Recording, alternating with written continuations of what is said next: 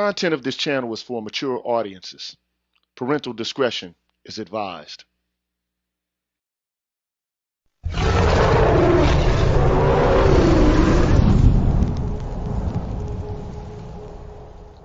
You're tuned in to the Green Gorilla channel. Please make sure to like the video, subscribe to the channel, and hit the bell notification button. And please, feel free to share the video. Thank you.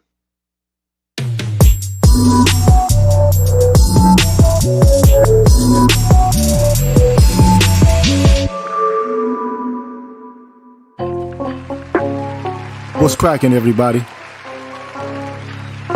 I'm the G with a PhD, man. You're tuned in to the Green Gorilla channel. You know what it is, man. It's the place where black men can express themselves freely, straight up with no chasers. And before I get things started, I want to give a shout out to all the members of the Green Gorilla channel. So let's take care of that business right now.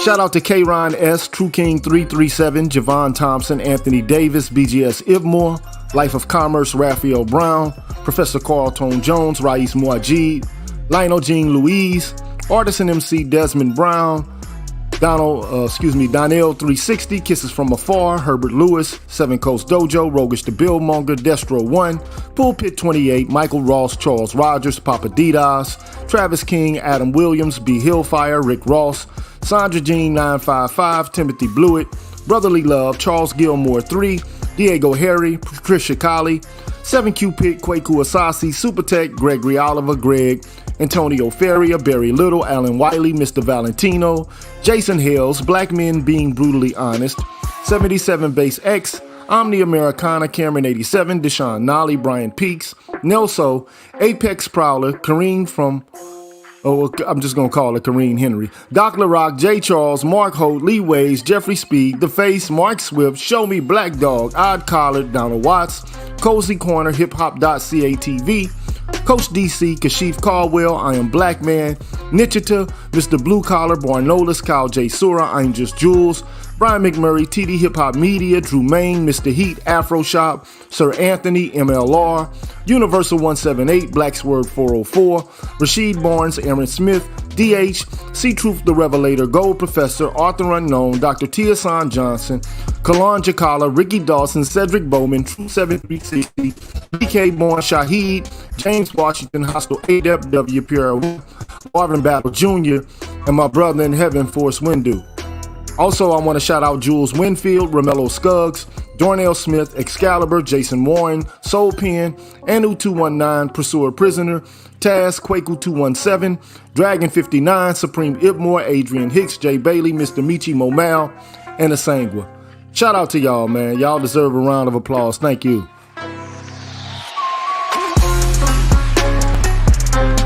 Thank you for supporting the Green Gorilla channel and to help me keep things going. I appreciate your support. Straight up. And you know, the memberships are special, man. So if you can support the Green Gorilla channel, if you like the content, man, help me to keep it going. And you know, I for the most part have signed off on gaining revenue from advertising on YouTube. I'm not going to censor myself and stop my expletives or any of that, man. I'm just going to speak my piece the way I speak it. And so I'm no longer looking for ad revenue trying to meet the guidelines of YouTube. I'm not doing that, man. So anyway, man, if you want to become a member of the Green Gorilla channel, if you like the content, you find it informative, well, here's how you do it.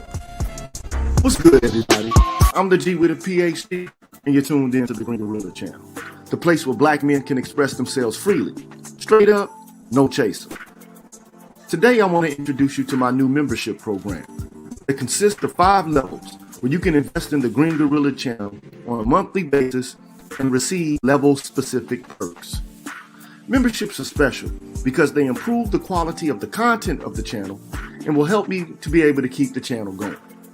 Now, to participate in the Green Gorilla channel membership program, all you have to do is hit the join button which is located right next to the subscribe button on my channel page. Now, for all of my subscribers who decide not to participate in my membership program, nothing will change. The content will keep coming the way it always has. Thanks for watching, and be careful out here, people. Bless.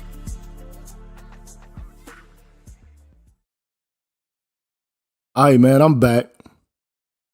Look, Heru Aten Patah, shout out to you, man. He said, fam, I thought this was a space that black men can come and express themselves straight up, no chasers. And you're right.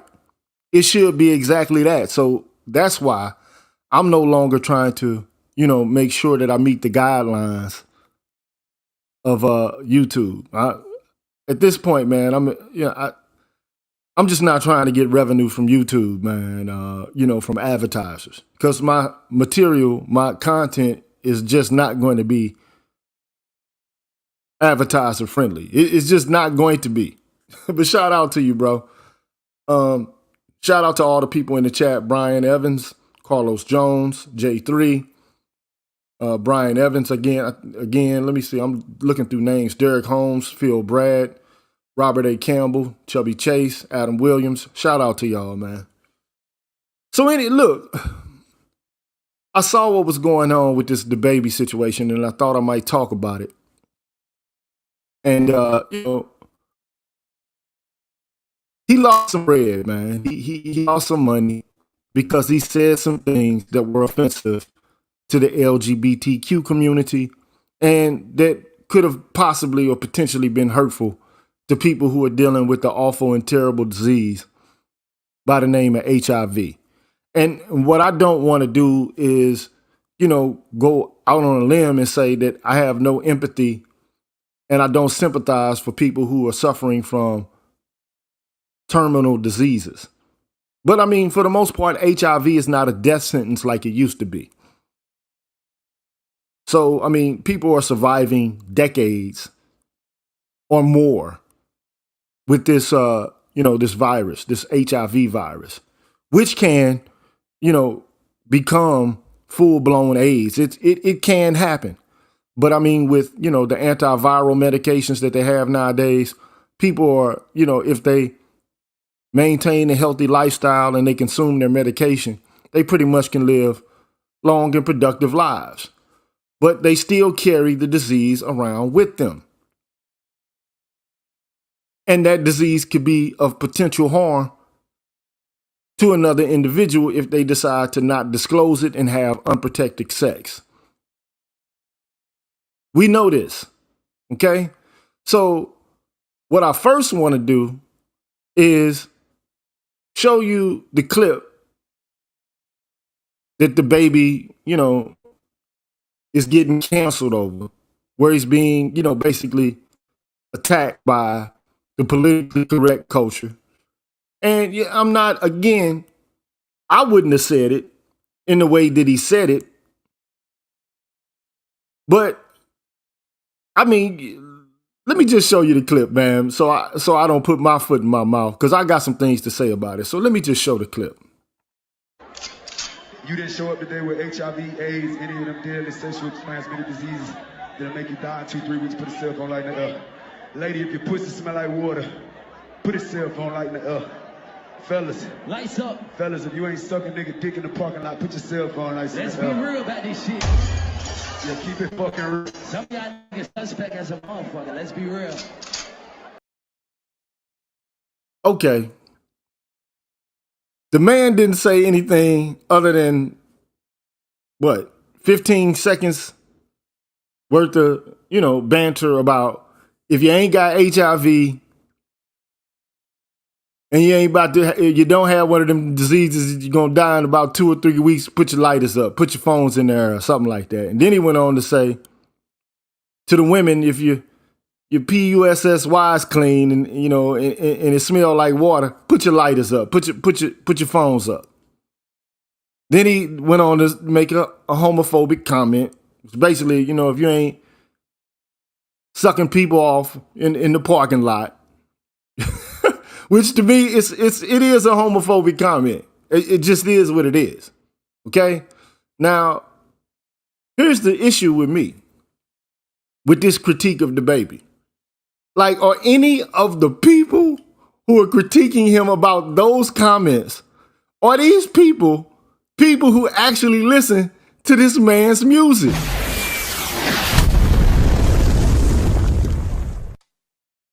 Do you listen to his music, man? Because I guarantee you, if you listen to his music, all you're going to hear throughout the contents of his music is how he's beating people up, how he's smashing women, how he, is absolutely heterosexual, and how he's making a lot of money. I just don't understand, like, in the context of the man's art, his music, why all of a sudden do you expect for this man during his show, where he's articulating all of these thoughts in the context of a hip hop rap show, why do you expect for him all of a sudden to become sensitive to people's needs and their emotions? Like, I don't understand that, man. I'm confused, man. I just don't understand it. You know, the man has a record called Suge, where he's like, I wish a nigga would. Young CEO, nigga should. This man is so-called lionized by the hip-hop community, and he's popular, right?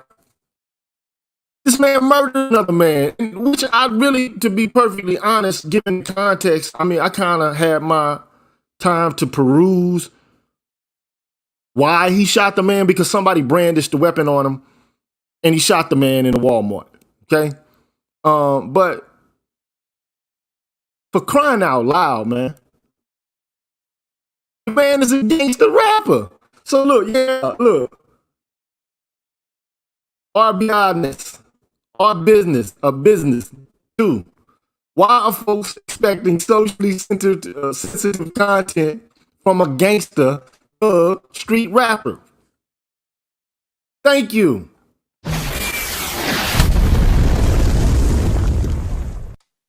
Thank you. Also, I want to put up D. King's statement. I haven't seen any mainstream commentary on Shikari's homophobic tweets. Not that I want to, but it's a double standard. Precisely.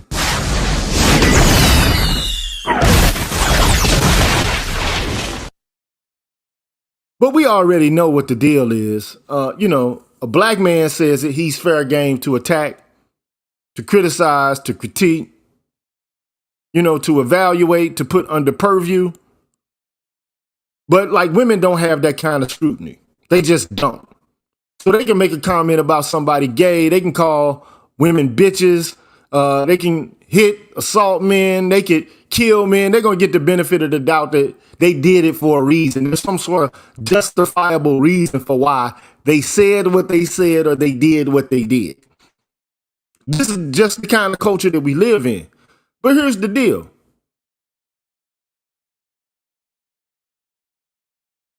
When did everybody become so sensitive to where you can't say anything anymore?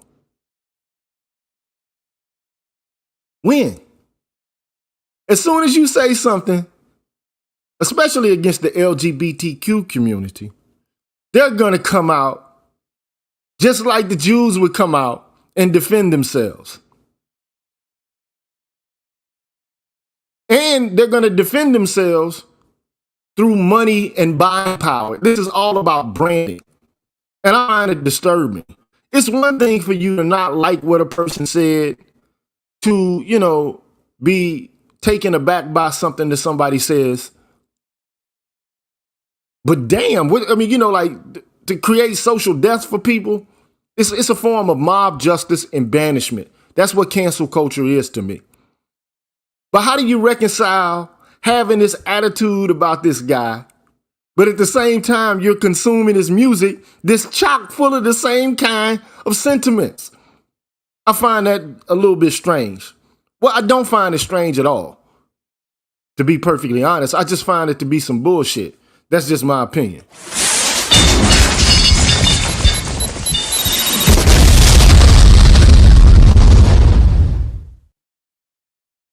I just find it strange.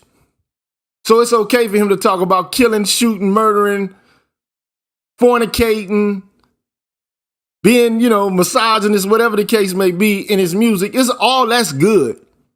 Except for if he turns the music off and says something that members of the LGBTQ community don't like. And was it insensitive?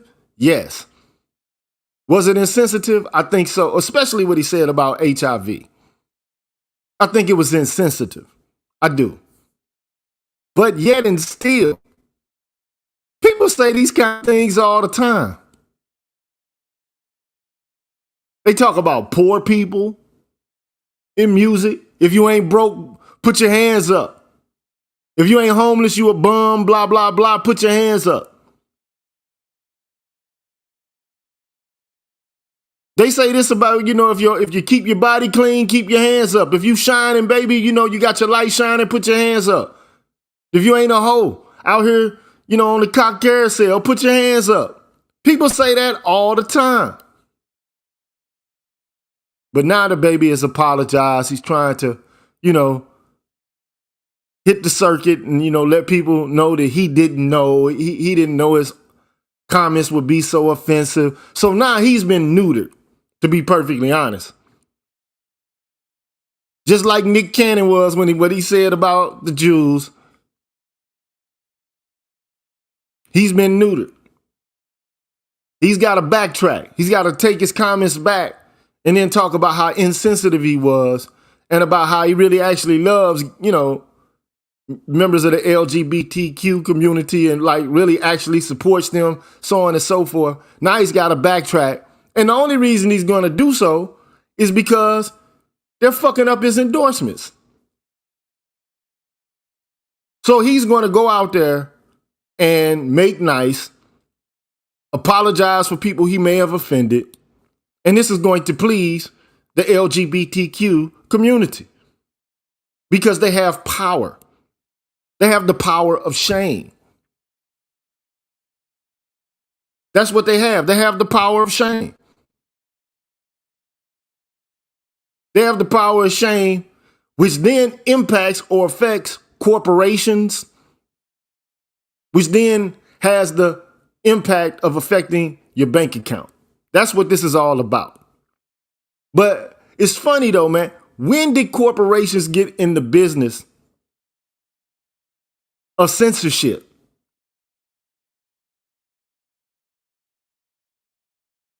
Since when? And I understand people can boycott and make, well, if you support him, we're not going to support you. I'm sick of all the grandstanding and virtue signaling from these corporations who in a lot of instances are making money hand over fist, underpaying their employees, exploiting them, to be perfectly honest. And then they want to come out and issue a proclamation about somebody else's moral impropriety. Especially coming from the left camp, I really don't see. But the left camp, man, like this radical left camp, man, they done sold out a long time ago. They're tokens. They're grandstanding. They have their own cause, but that's it. It's identity politics, man. It's a narrow focus, a blinding focus. But I want to read an article. I got 4 articles to read. I'm going to tie this all together. It's going to seem disjointed as I read these articles, but I want to get through them so I can, tie all of this information together and to give an accurate account of what I think about his comments in general. All right? And about how people respond to his comments. And whether they respond with the truth or whether they respond with spin. Okay? So let me get to that, man. Let me get straight to that. Look at the clip one more time and then I'll get to it.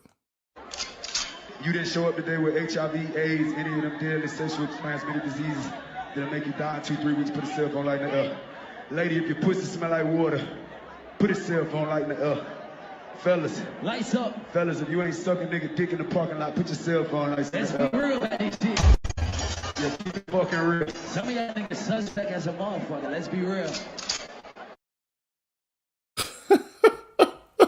That's enough to get this man canceled. But he got music where he's saying shit that's way worse than that. But, you know, I digress. Let me get to this article, man. And this article is entitled, "The Baby's Comments Weren't Just Homophobic, They Were Dangerous."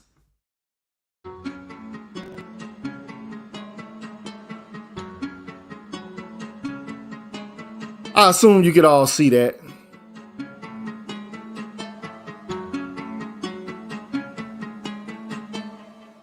So, I mean, basically, man, the subtitle of the article is "His Anti-Gay Rant at Rolling Loud Has Gotten Him Canceled in Every Sense of the Term."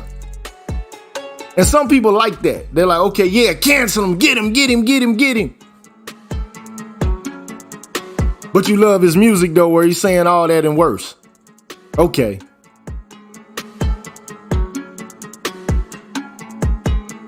Anyway, this is written by Zach Stafford, who basically is a writer for the MSNBC. But this is an opinion piece, okay? And he's about to have a conversation about hip hop and its misogyny and its homophobia. So I want to talk about that, right? I just want to read it and I'll comment on it. So he says, being a fan of American rap music and being openly gay has always been, to put it mildly, incredibly complicated. Last week, rising superstar DaBaby provided me with the perfect reminder of why that's still the case, even now in 2021. The rapper, who's become a household name thanks to songs like Suge and features on pop hits like Dua Lipa's Levitating, was riding high when performing at the Rolling Loud Miami Music Festival. But while finishing up his set, he decided to launch into a wildly unnecessary diatribe that colors exactly why I'm still nervous about going to certain concerts. Nervous, man. See, this shit right here, man, he says he's nervous, bruh. So what he's doing is he's playing the fainting couch game.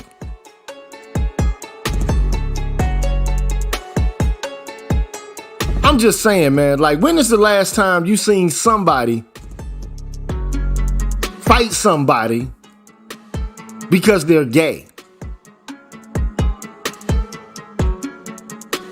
I'm just asking the question. But anyway, man, if you didn't show up today with AIDS, HIV, any of them deadly sexually transmitted diseases that'll make you die in 2 or 3 weeks, put your cell phone up. And you saw the clip, man. So his real name is Jonathan Lindell Clerk. Yelled into his microphone, "Fellas, if you ain't sucking dick in the parking lot, put your cell phone light up."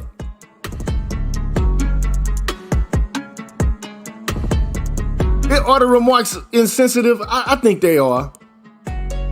But should they, get somebody canceled? I don't think so. But that's just my opinion. I don't think so.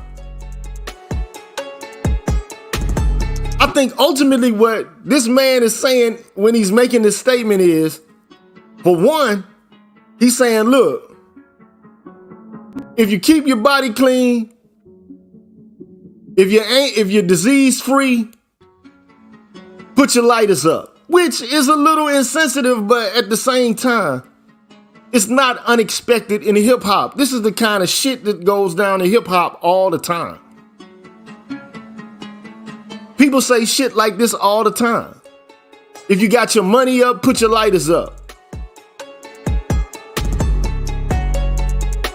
People say shit like this all the time in hip hop. But anyway, the article goes on to say, again, this was an entirely unprompted rant. This is not unprompted. It's not uncharacteristic. It is emblematic of what takes place on stage at concerts. It's impromptu shit talking. Is what it is. It's improvisational, impromptu shit talking. It's improvisational. It happens all the time. That's what hip hop is. At least in its earlier inceptions. But anyway, clips of the bizarre moment went viral for obvious reasons. His words were not just slut shaming. And look, I'm just gonna go out on a limb here and say sluts should be shamed. I'm just gonna be honest about this, man. There is no reason why, if you got respect for yourself, you should be out in the parking lot sucking somebody off. I mean, you know, some people get off on this kind of shit though. This, you know, sexual risque shit. Let's do it where, you know, people might see us and let's be sneaky and all this. Now, if that's what you're into, cool. But it is slutty. And I will say, it is to some degree, as far as I'm concerned, it's rather shameful. I'm just saying. I wouldn't want my daughter doing it. If I had a gay son, I wouldn't want him doing that shit. Because why can't you wait? Why expose yourself to risk? Why fetishize putting yourself in harm's way for a quick boost of serotonin or dopamine from the act of sex? I just don't understand it, but you know, some people, hey, that's the way they think. But anyway, but dangerously perpetuating the idea that HIV/AIDS is something that people should be discriminated against for having, playing into a long history that's led to so much death and violence. Now here's my deal with this, man. Is the baby's comments creating HIV death or death for people with HIV, man? This is what I don't understand about this, man. So the baby making a comment about HIV has led to death and violence of people with HIV. First of all, who's going to be violent with somebody that they know has HIV? But then again, you know, these people have reframed violence to begin with. Like, violence isn't the same that it was. Violence is something different now. Violence is just psychic harm from being offended. That's what violence is now. This is part of the new intersectional identity politics, politically correct positioning that people take nowadays. But anyway, so the woman he had this collabo with, Dua Lipa, denounced this statement saying she doesn't recognize the person she worked with. If you listen to his music, Dua, you're a goddamn lie. Let's just keep it real, man. You're lying. And I know you don't listen to his music, because why would you even work with this artist if you haven't listened to his music? So that's some bullshit. Anyway, then other people begin to chime in on it, the regular enforcers. So one of the most famous advocates in this fight against HIV/AIDS, Sir Elton John, called his statements mistruths. But there's nothing factual that the man is making in relation to a claim at all. All he's saying is if you don't have HIV/AIDS, one of them diseases that could kill you in about 2 or 3 weeks, which it could, but it's highly unlikely now that we have drugs to treat it. But I mean, come on, man. If then. It's not a fact statement. It's a call-response statement, which is indicative of what happens in hip-hop. Anyway, Sir Elton John, man, he comes out and said these statements stigmatize people, and that's killing people with HIV every day. Like, I didn't think stigmatization was killing people with HIV. First of all, you don't have to tell nobody you got HIV. If you got it. You know what it is. Like, this is not a brand new disease. This disease has been around for like damn near 40 years. Been around since the 80s. So people know what it is now. So anyway, the stigma is killing people. I thought the virus was killing people, man. That's what I thought. But anyway, instead of taking a breath and realizing how wrong he was for those comments, Kirk decided to defend himself the next day by publishing a video on Instagram. My gay fans, they take care of themselves. They ain't going for that. They ain't no nasty gay nigga. You know what I'm saying? But he's trying to clean. At this point, man, Baby is backtracking, trying to clean the shit up to begin with. He should have just kept it 100, man, and just said, you know. Because, I mean, basically, all he was saying was it was a homophobic statement that basically was like, it's some suspect motherfuckers out here. If you ain't one of them kind of dudes, put your lighters up, which is, you know, a pro-heterosexual or anti-gay statement. That's what it was. All right. Was it insensitive? Yeah. But damn, I mean, like, how much other insensitive shit does the man say in the context of his music? But anyway, I know what he was saying, and it meant that this apology was trash. I don't think he should have apologized at all, personally. All this shit where people got to go back and apologize to people for making them feel bad or saying something that was insensitive and then calling the remarks violent. It's cupcake culture to me, man. Y'all need to stop it with that bullshit, man. But anyway, it only continued to drive home his original stigma-filled homophobia without him even realizing it, dividing Americans' gays into good and nasty.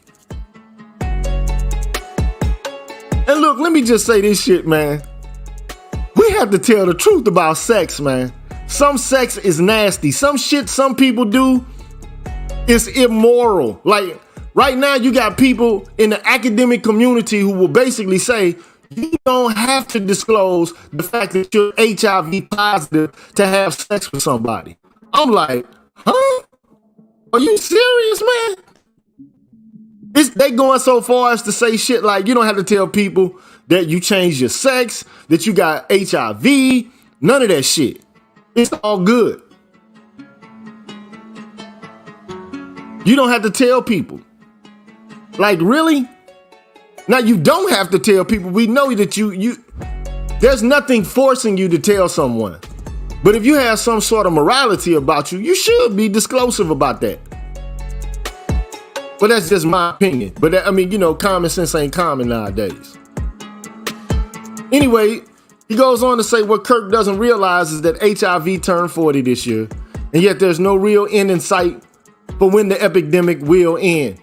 Even with the advent of PrEP, which is an antiviral HIV medication used to block, in new infections, we're still seeing the virus impact LGBTQ folks and communities of color at alarming rates. Cities like Atlanta, where the Baby's scheduled performance at the Music Midtown Festival was canceled this week, are still seeing 1 of 2 black men who have sex with men testing positive in their lifetime. I mean, god damn. I mean, Jesus Christ, man.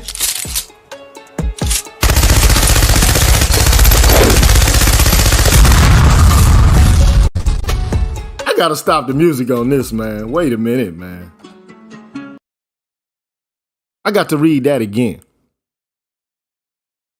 1 of 2 black men who have sex with men test positive for HIV in their lifetime.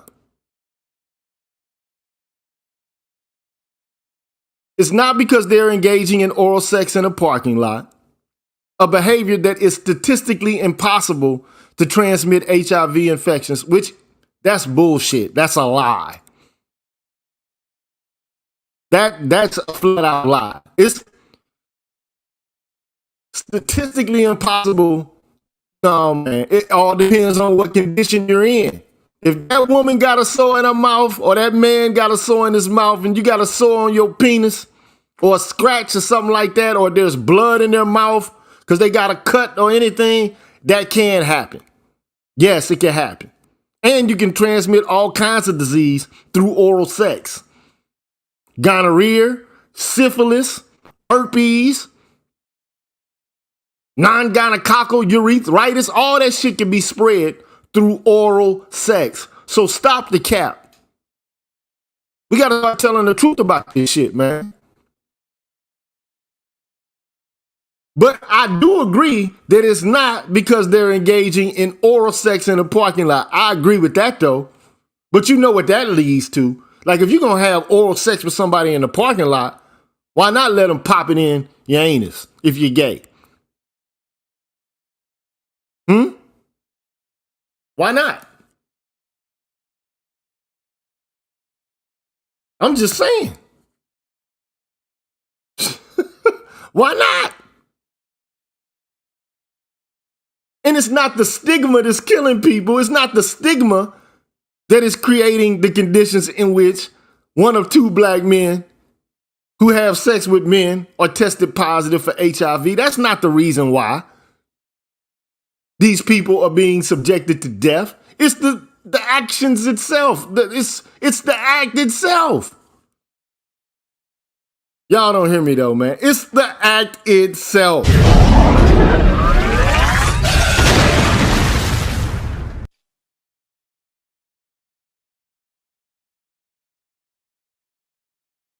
Stigma is not what's causing this. Stigma is not what's creating the conditions in which people contract this disease. This is the biggest bait and switch, red herring bullshit that you could even possibly print in a public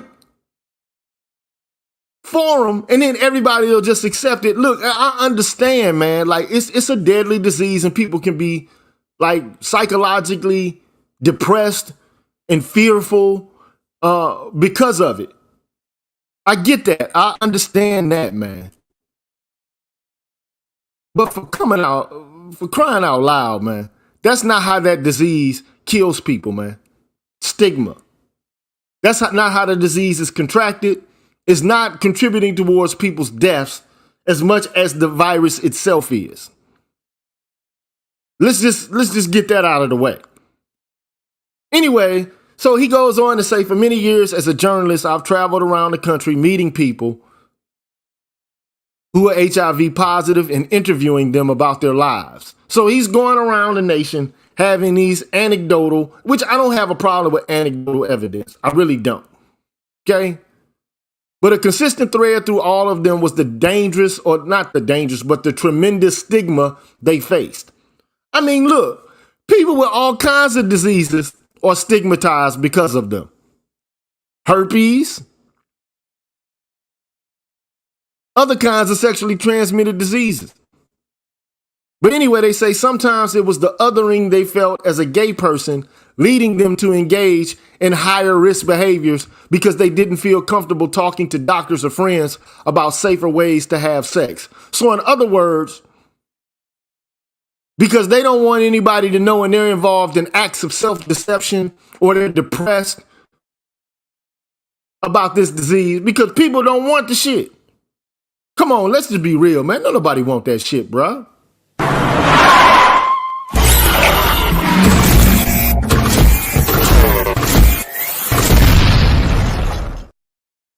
So because you fucked up in the head, you're stigmatized, you're going to go out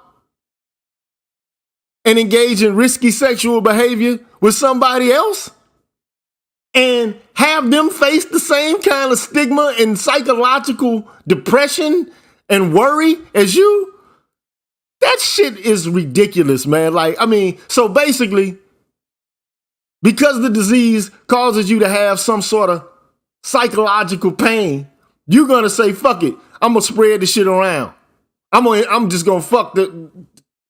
Even though I know I got a disease that can be terminally ill, where a person can become terminally ill, I'm going to go out and involve in risky behavior because I feel bad.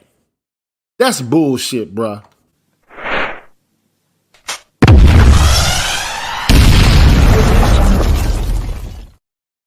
Also, man, you can go to a doctor and the doctor's got to keep that shit secret. You don't have to tell anybody if you got that shit. Now, was the comment insensitive from the baby? I think so. I think it was insensitive. But for crying out loud, man, that's not creating the conditions in which this disease is proliferating, man. That's not what's causing it, bruh. Nice way to try to deflect and to not be accountable. But we all know the real reason why this shit is happening. And let me just bring it to your attention. But I'm gonna finish the article though before I move on to what I want to show you.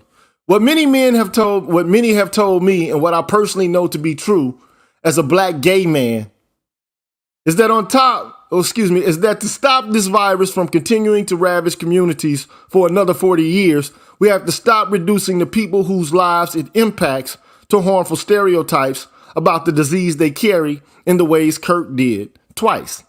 Instead, we need to talk about sex in ways that don't make people feel that if they do one thing wrong, then their whole life should be ruined. Look, the comment was insensitive. That's all it was, bruh.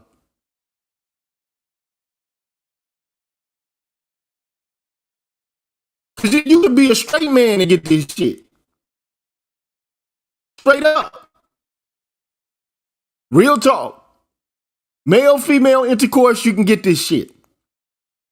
But there's a reason why the disease is more present and it spreads more robustly in the gay community is because they're having anal sex, man. Those are the facts, man.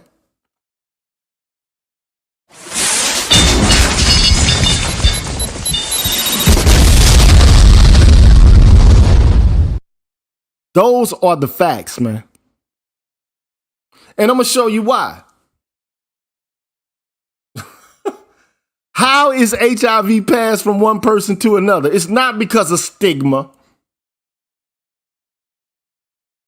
That's not a cause of the transmission of HIV.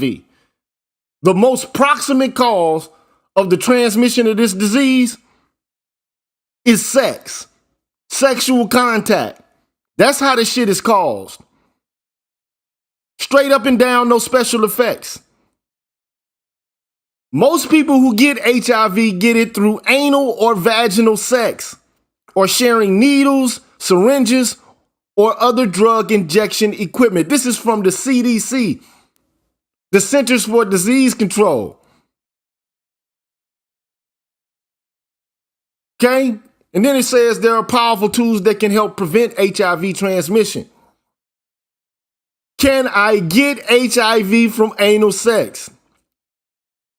You can get HIV if you have anal sex with someone who has HIV without using protection.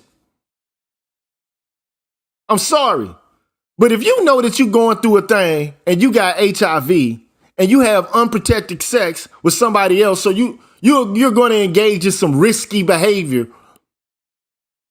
that's nasty, man. I'm sorry, man.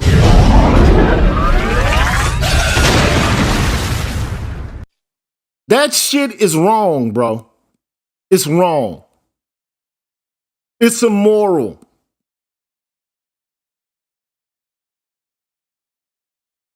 It's wrong. Period. The least you could do is have some protection.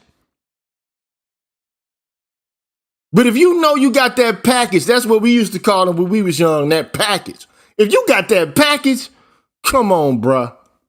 You're wrong to have unprotected sex and to have casual sex. It's wrong.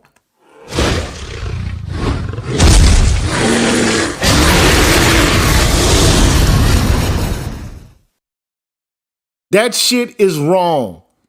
Whether you have an intercourse with a gay person or with a woman if you're a man, or whatever the case may be. If you're a woman, you're having sex with a man. If you're a man, you're having sex with a woman. If you got that package and you're not being disclosive about it and you're not protecting yourself, that shit is wrong. At least you could be a practicer of safe sex. You could at least do that. But here's the reason why this shit is spreading so profusely in the LGBTQ community of males. Why 1 in 2 gay men could potentially have that shit. Why? Because anal sex is the riskiest type of sex for getting or transmitting HIV.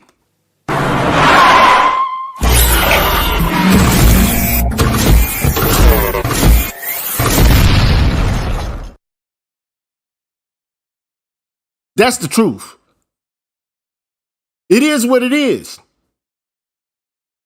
There you have it. Center of Disease Control put it on the bottom line. Being the receptive partner, the bottom, is riskier. Meaning, you let somebody have sex with you in your anus, it's going to be riskier for you getting HIV than the one who's inserting. That's because you have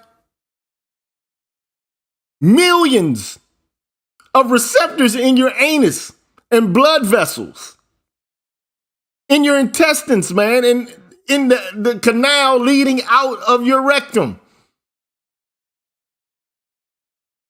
These are the facts, man. I'm not afraid to say it, bruh. I'm just telling the truth how it is. It's easy to rupture these vessels because nature intended for feces to be secreted through your anus. That's what it was designed for the waste products of your body to be emitted. That's natural law. Now, I don't care what you do with your body parts. You can do what you want to with them. And I'm not going to, go off on gay people or whatever the case may be. Look, you can do whatever you want to do. I'm not worried about what you're doing in the bed at all or what you're doing out of the bed. But the truth is the truth.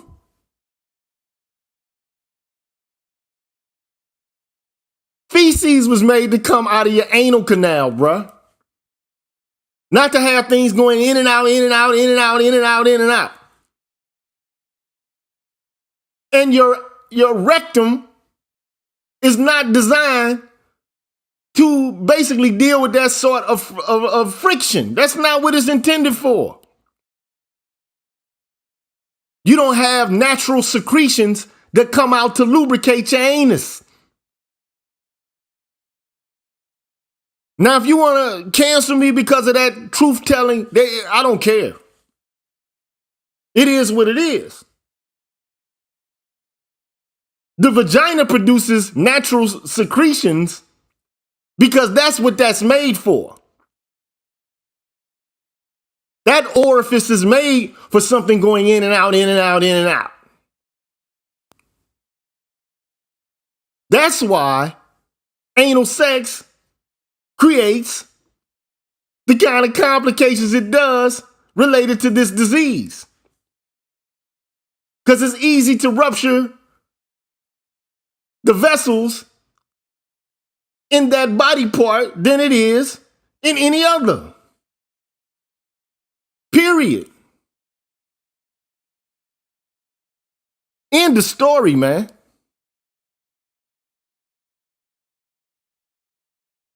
The bottom's risk of getting HIV is very high because the rectum's lining is thin and may allow HIV to enter the body during anal sex. The top is also at risk because HIV can enter the body through the opening at the tip of the penis or urethra, the foreskin if the penis isn't circumcised, or small cuts, scratches, or open sores anywhere on the penis. Period. Now, can you get it from HIV?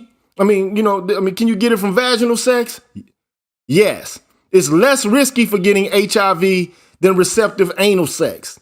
Either partner can get HIV during vaginal sex. Most women who get HIV get it from vaginal sex. Not anal sex, but vaginal sex. HIV can enter a woman's body through vaginal sex, through the mucous membranes that line the vagina and the cervix.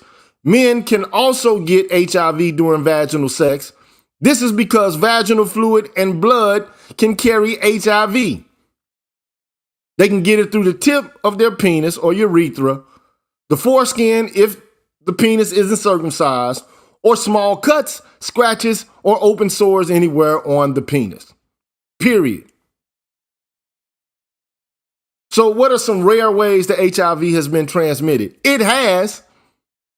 There's little to no risk of getting HIV from the activities below. For transmission to occur, something very unusual would have to happen.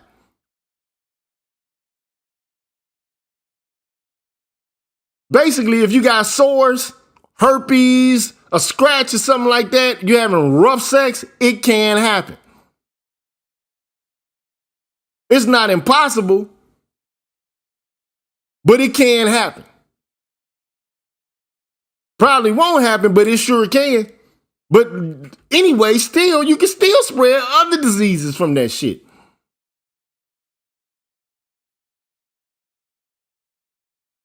Hepatitis A and B, Shigella, Salmonella, the whole kit and caboodle.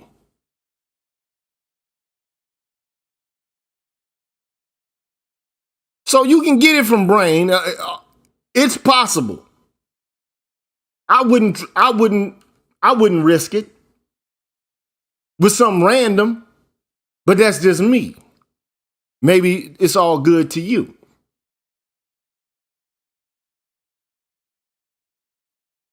But anyway,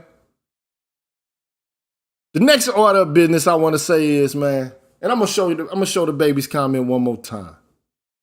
I'm gonna show it one more time. Since everybody's all caught up in a tiff about it. You didn't show up today with HIV, AIDS, any of them deadly sexually transmitted diseases that'll make you die 2-3 weeks put yourself on like that. Lady, if your pussy smell like water, put yourself on like that. Fellas. Lights up. Fellas, if you ain't sucking nigga dick in the parking lot, put yourself on like that. Let's be real about this shit. Yeah, keep it fucking real. Some of y'all niggas suspect as a motherfucker. Let's be real. Again, where his comments, kind of insensitive, yeah, I think so. But I mean, like, it ain't the worst thing that could have been said. I don't think, but that's just my opinion. That's my opinion.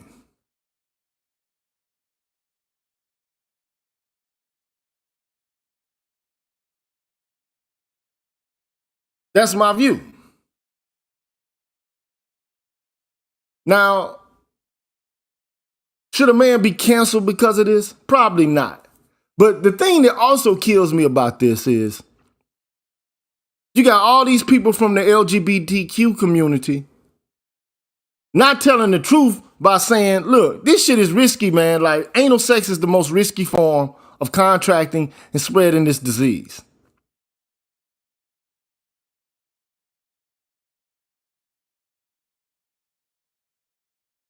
Why don't they say that? Why don't they come out and just say, look, this shit right here is the most risky way to get this disease? That's why women are so worried about men on the down low and so on and so forth.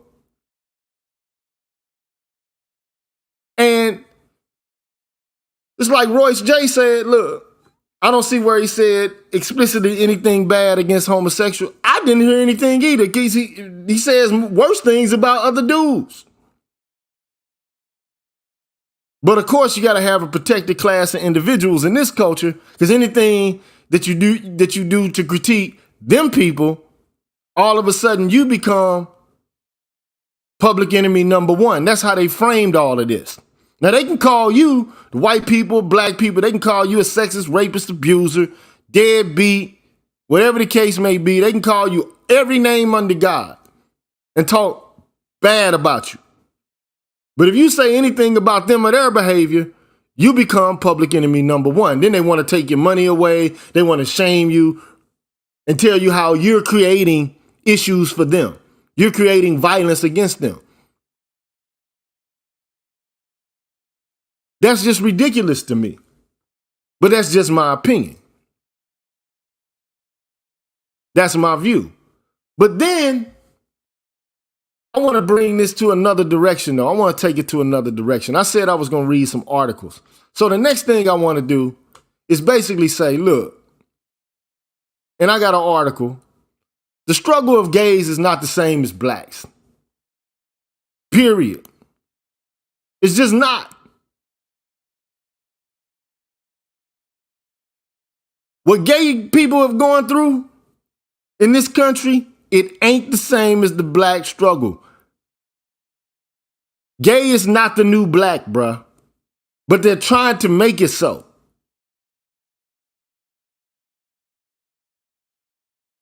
That's what I don't understand. How you gonna turn this into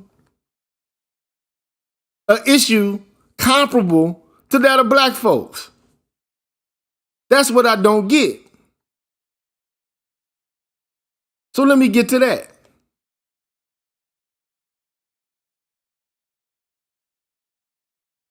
The struggle of gays, not the same as blacks. So this is an opinion piece from Bowling Green's Daily News. And it's an old article, but I just so happen to believe that it's true. And this is 2015, so the issue is surrounding gay marriage. So gay people wanted the right to get married. Now the question is, why would they want the right to get married? Like, if you're gay, you know that marriage is traditionally associated with men and women. And the odd shit about it is, this is why I want to introduce this. So gay people fought for the right to get married and to be respected. Black people, particularly black women, don't want to get married. They want to be mothers. So the question is, why would gay people want to get married? At the very same time, there are a lot of women are seeing marriage as an oppressive institution. That's my question, man. Why?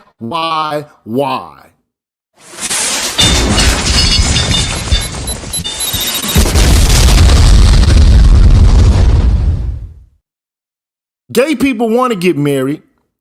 Heterosexual women, especially black women, run like it's HIV away from marriage.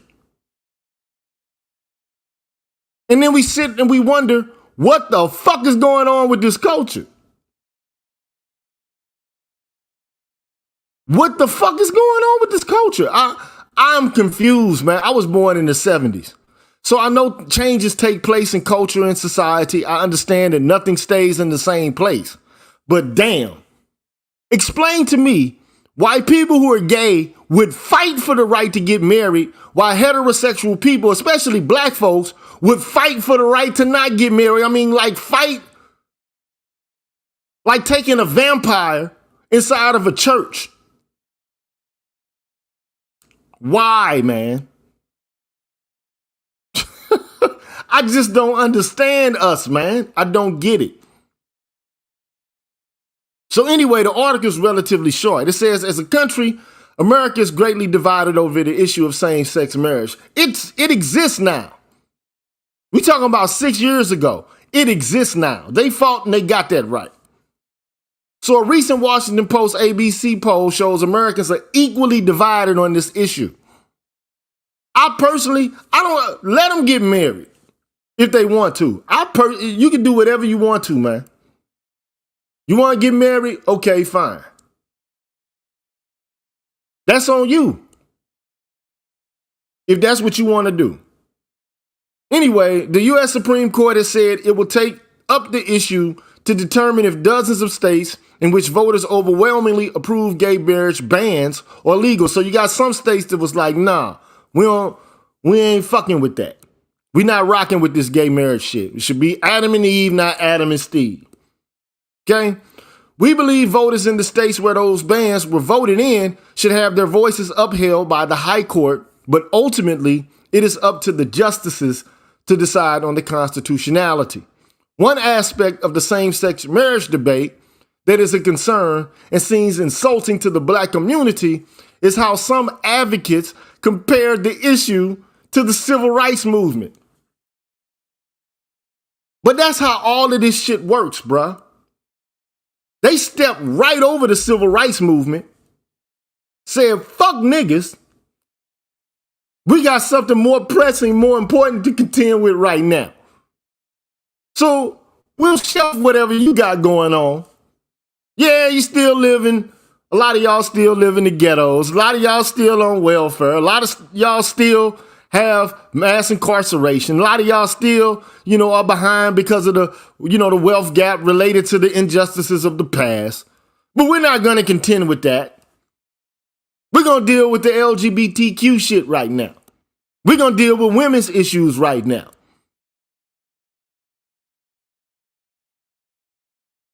That's more important. That's, more substantive for us to deal with.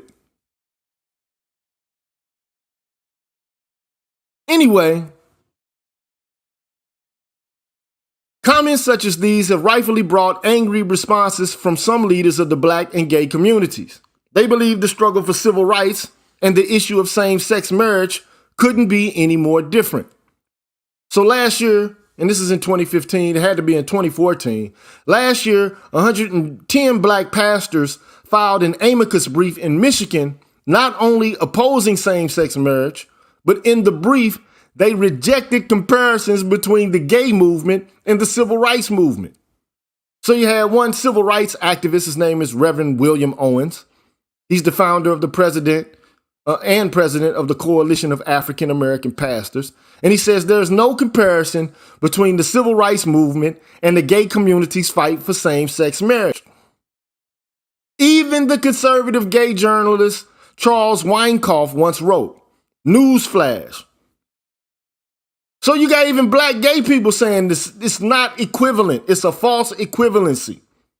Stop using what black people been through and still going through as a means by which to justify your own causes. Stop using an example of what happened to black folks as an example that will help you push forward your own agenda. Newsflash, blacks in America didn't start out as hip-hop fashion designers. They were slaves.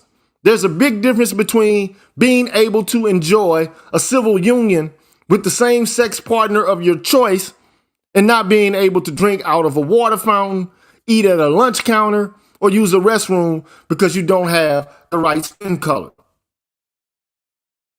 Another who tried to compare this to the civil rights movement is Sandra Ardrey, head of the political science department at Western Kentucky University.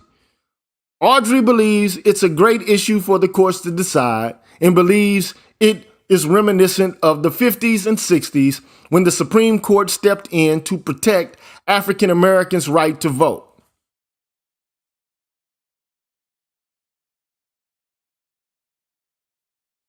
Really? As far as I know, man, gay people, they always had the right to vote.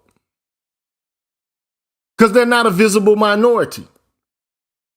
As far as I know, gay people have always been members of families that could either be wealthy or poor. A lot of these people are wealthy as fuck. Got big guap, big paper.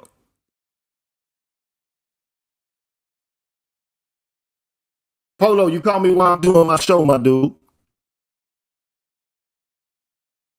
I'm going to call you right when I get off of this show. All right. Yeah, that's my partner. He got COVID and shit, man. You know, it's fucked up. But anyway, how However, voting rights protection for blacks was not given by the Supreme Court, but rather was enacted by Congress in the Voting Rights Act of 1965. And right now there's an issue as to whether or not this damn Voting Rights Act that was passed by Congress, which still has to be voted on periodically, will be taken up again. So while gay people now have the right to get married,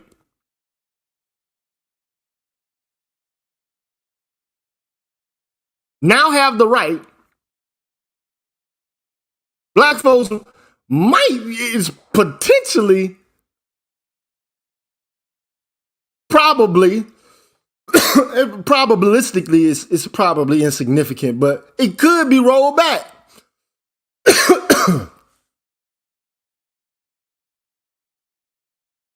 But they go on to say they compared the very unfair treatment of black Americans and what they had to go through under Jim Crow laws and earlier discrimination in northern cities to the fight to allow gays the right to get married is just wrong. I think it is.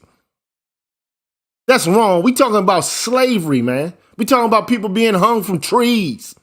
We talking about people who were regarded as sheep and treated any which way. To how gay people were treated? When's the last time you heard any stories about gay people being lynched for being gay? Being bought and sold because they belong to a class of people who are gay. And I ain't saying that gay people ain't got a tough time, whatever the case may be, but let's just keep a buck a buck. It's not the same, man. Blacks weren't allowed to use the same bathroom, water fountains as whites. Blacks couldn't eat at the same restaurants as whites. Blacks couldn't attend the same schools as whites, stay at the same hotels as whites, weren't allowed to live in the same neighborhoods as whites, go to the same public swimming pools, and had to sit in balconies at all white theaters. Gays are allowed to do everything black people for so long weren't able to do. How often do you hear stories of gays being denied access to theaters or restaurants, schools or swimming pools because of their sexuality? I've never heard of such things. But yet they can come out and stigmatize, berate, grandstand, virtue signal, and talk about how oppressive you are and how violent you are. When a lot of these people who were gay, a lot of these people on these plantations was gay and was sexually assaulting black men and women and little boys. But you don't hear that though.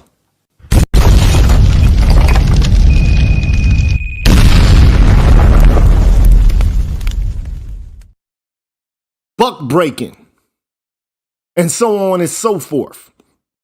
But you don't want to get into that conversation though, right? You don't want to talk about the buck breaking and the emasculation, dehumanization, which was more intense, more severe, of a higher level of atrocity than what we talking about as it pertains to this. But they'll cancel you, even though you stem from a community of people who've undergone that barbarism. And they'll tell you your words are violent when these motherfuckers actually have been violent and still haven't atoned for the shit. Man, we live in strange times.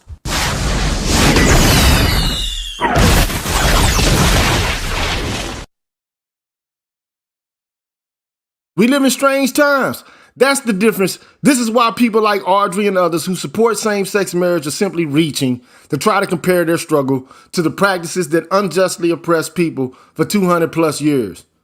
These comparisons don't come close to measuring up.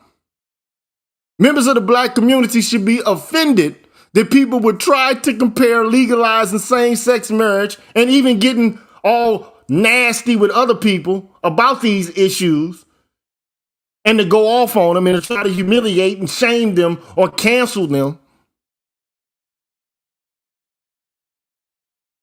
We should be offended at that.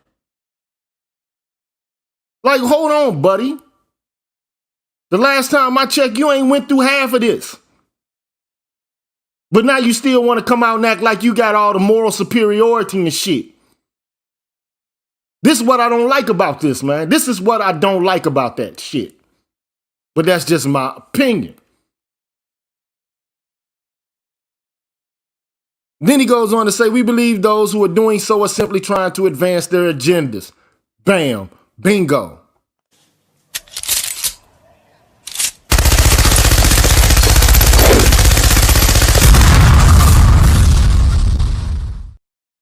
While they're advancing their agenda, our agendas get put on the back burner. They get to look like they're morally superior and that we're on the wrong side of justice. Now, the comment was insensitive. It could have even been homophobic. But the shit don't carry the same weight, partner, as this race shit. It just does not.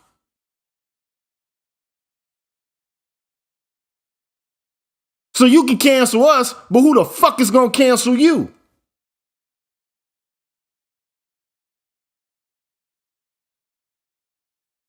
Who's going to cancel you?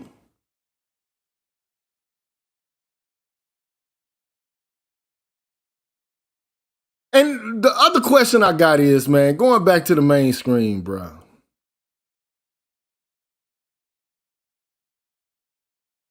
Put on my music, man.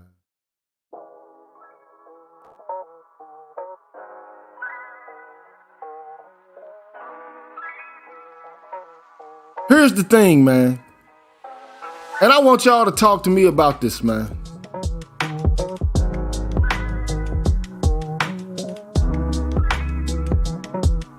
Why is it at the very same time the gay people are fighting to get married? Which is what a lot of this is about. The pretext for their attention was, we want to be able to get married. Why would they want to get married at the very same time in which traditional marriage is being typecast as oppression? Huh? Why? Why? They want to get married. The women we got don't want to be married. Explain it, because I don't understand it.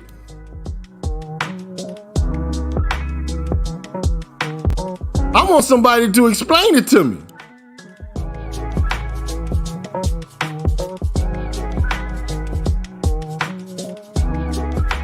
But let me just explain it to you, man. This is why these people want to get married, man. Because there's financial benefits to being married, man.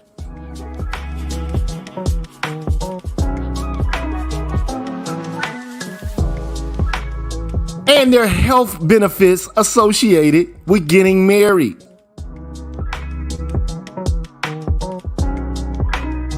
These are the facts, man. But black folks, man, are some of the most dumbass motherfuckers on the planet, bro. I just gotta keep it real. And people might not want to hear that, man. We are easily led astray. We'll do anything they tell us to do.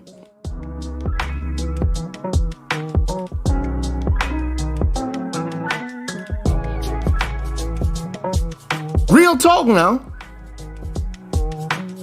So how do you get benefits when you're married? How does that even happen? What happens when you get married? What is beneficial about it? If it can be maintained and sustained. I would suggest that people don't do it at all. Men don't do it at all now because there's a lot of shit that can go wrong.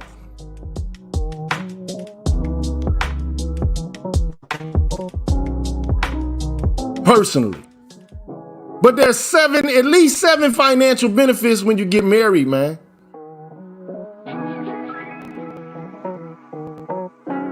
First of all, you get Social Security benefits when you're married.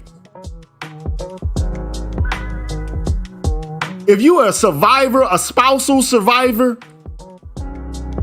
you can get Social Security from your dead spouse until you die. Gay people saw that, was like, we want that, bruh. We don't just want a civil union. That ain't giving us the Social Security benefits. We want those.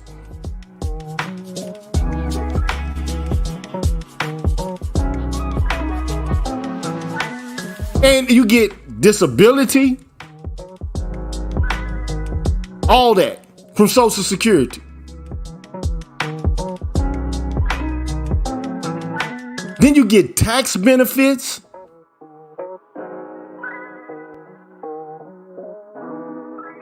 If one spouse earns a larger paycheck than the other, both can benefit from the with the spouse with the smallest income being in a low tax bracket. So if your spouse makes significantly less money than you do, you can file and get benefits for the lower tax bracket. But we don't want that, not us, not as a race. We don't, fuck that. We just want to fucking be free. I don't want nobody to be bossing me.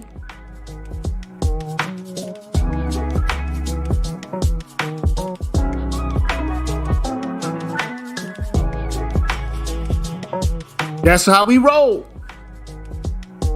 You get estate planning and gifting benefits. Gifts from one spouse to another spouse enables the spouse to give an unlimited amount of cash to his or her spouse with no tax penalties in the transaction.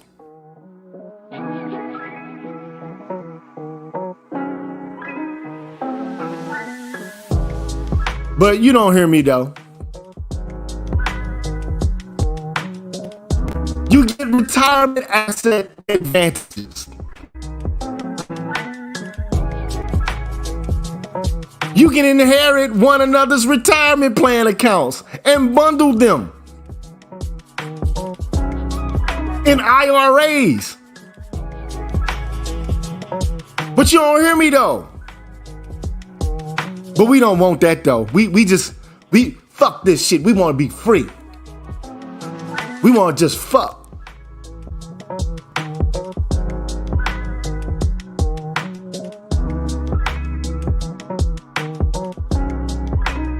You can get mortgage deals better when you're married. You get a better deal on the mortgages. And you get better credit scores. Those are just financial benefits that come with the shit.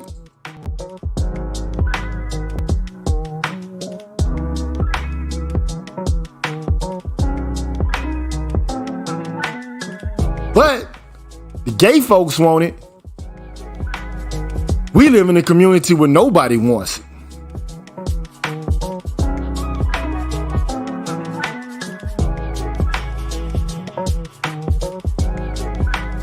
I'm just saying. Also, it's health benefits with being married. Marriages are functional, but not in our community. So they fighting for the shit we rejecting, and we telling them, you go, we love y'all. Tell me how much sense does that shit make, man? Explain it to me, because I'm having a difficult time understanding the shit.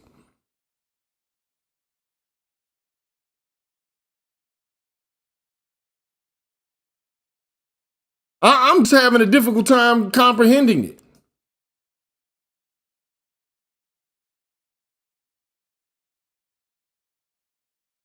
I want somebody to come tell me, but you probably won't though. Because I don't get it.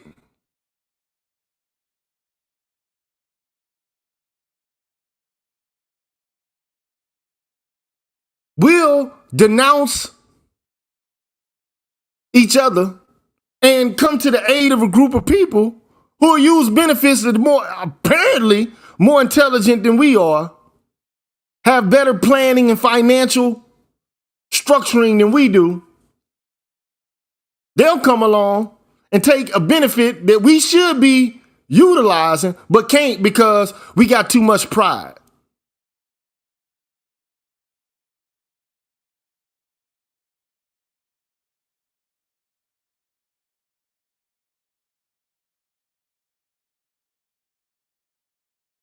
shit ain't got nothing to do with accountability. Because you got Big Mom in the house. Black people were married until the welfare state, the Great Society programs came in and tore up the black family. That shit ain't got nothing to do with fucking accountability or none of that shit. It's got to do with a lifestyle, and a lifestyle that women chose, that they preferred. And over time, it became habitual. Those are the facts. Black people were married during slavery. They were married during Jim Crow. We got it better than our ancestors had it. And motherfuckers want to talk about how we ain't being responsible or some shit. What the fuck does that have to do with anything? It has nothing to do with the price of eggs. Nothing. But you free to come step on up and have a conversation about it if you want to. But I don't see anything about it having to do with responsibility at all.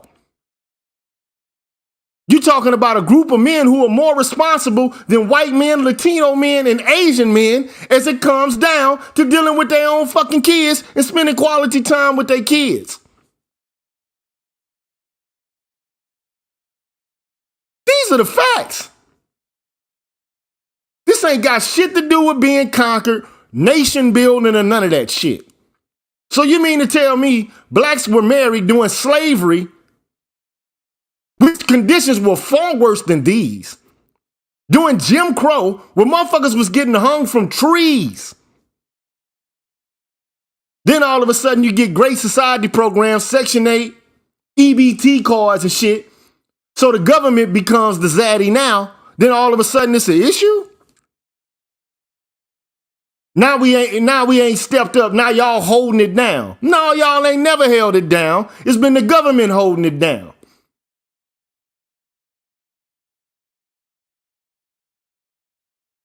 That's what's been happening. You got your 20 pieces of silver like Judas Iscariot.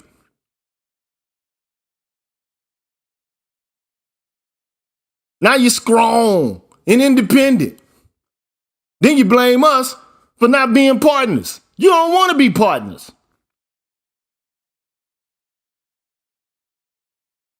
Those are the facts, man.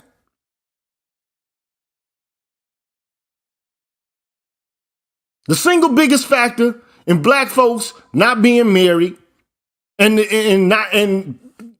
bringing in and ushering in this gender war shit is the Great Society program and the feminist movement. Ain't got shit to do with black men being responsible, being rich, and none of that shit. So black women were marrying slaves. And black men who were subjected to the most cruel kinds of injustices during Jim Crow. And black women still found value in those black men. But now, we need to build we need to build Blackistan for motherfuckers to marry us now? So now we got to create Blackistan. And create a whole new infrastructure or some shit to have a group of loyal women who actually have the idea that it's okay to get married. Without getting white folks involved in the business of the shit.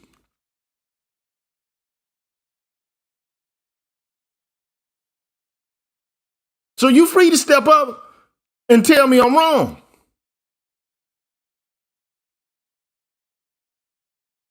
You got people who are in situations that were worse than the ones we're in now. Way worse.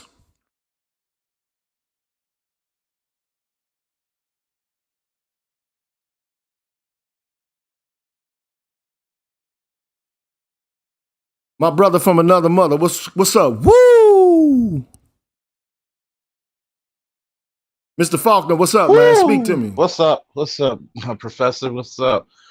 What's up, man? I ain't seen you in a long time, man. I thought you fell off the earth, man. Oh, no, just gotta be a little busy, but that's it. I'll tell you one thing. I'll tell you one thing about a military strategy. It's propaganda. The first step to war is propaganda. Always have, always will be. You gotta, if I can convince you that these people are subhuman or they need to be destroyed, it's easy to do it. Now, another form of warfare is what's good for the goose is not necessarily good for the gander. When black women went into this proxy strength because they're really not strong on their own, they got convinced that they're doing great because they get a degree and a subsidized job. I hear But you. think of all the money they're losing because they're not married. Think of all the stress they're going through because they're not married. Look at all the stress they're going through raising kids by themselves. It's like Hey, being man, in love with struggle. you know, something you can't take nothing to. That's all it is. It's like you seeing somebody who's in a train wreck and then going in the wrong direction, but instead of, saying, damn, I'm going in the wrong direction, they're going to continue to go in that fucking direction anyway in the car. Yeah, and think about it. You're losing money. You're in debt more. You're gaining weight, exponentially. I mean, you're basically stepping in the minefield and then expecting black men, well, till you clear this minefield, I ain't gonna marry you. So black men clear the minefield. Till you defeat the enemy, I ain't gonna marry you. And then you're gonna be like, is the juice worth the squeeze?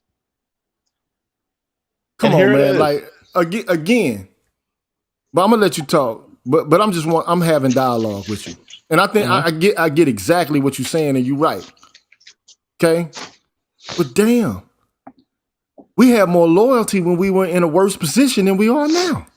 Because everybody knows desperation grows loyalty. Desperate times, desperate measures. Look at what gay people have done. They are the ones who always talk the biggest shit of saying, girl, you don't need that man. But guess what he's gonna do? He's gonna try to chase after your man. True indeed. He's gonna be trying to get married to a man. I haven't seen too many poor gay people anymore. As a matter of fact, in Baltimore, we have a little community full of transgender and gay people in the Charles Village area. If anybody knows Baltimore, Charles Village is not a poor area. That's historic Baltimore, one of the historic parts. Are they white or black? White, some black. Mostly white though, right? Mostly white. Mm-hmm. But look at the benefits they bring. They get the tax. Not only do they get tax benefits and breaks, the housing. Now, because you're a married couple, you get breaks on housing. Look what's going on. It's the same reason why people got married in the military.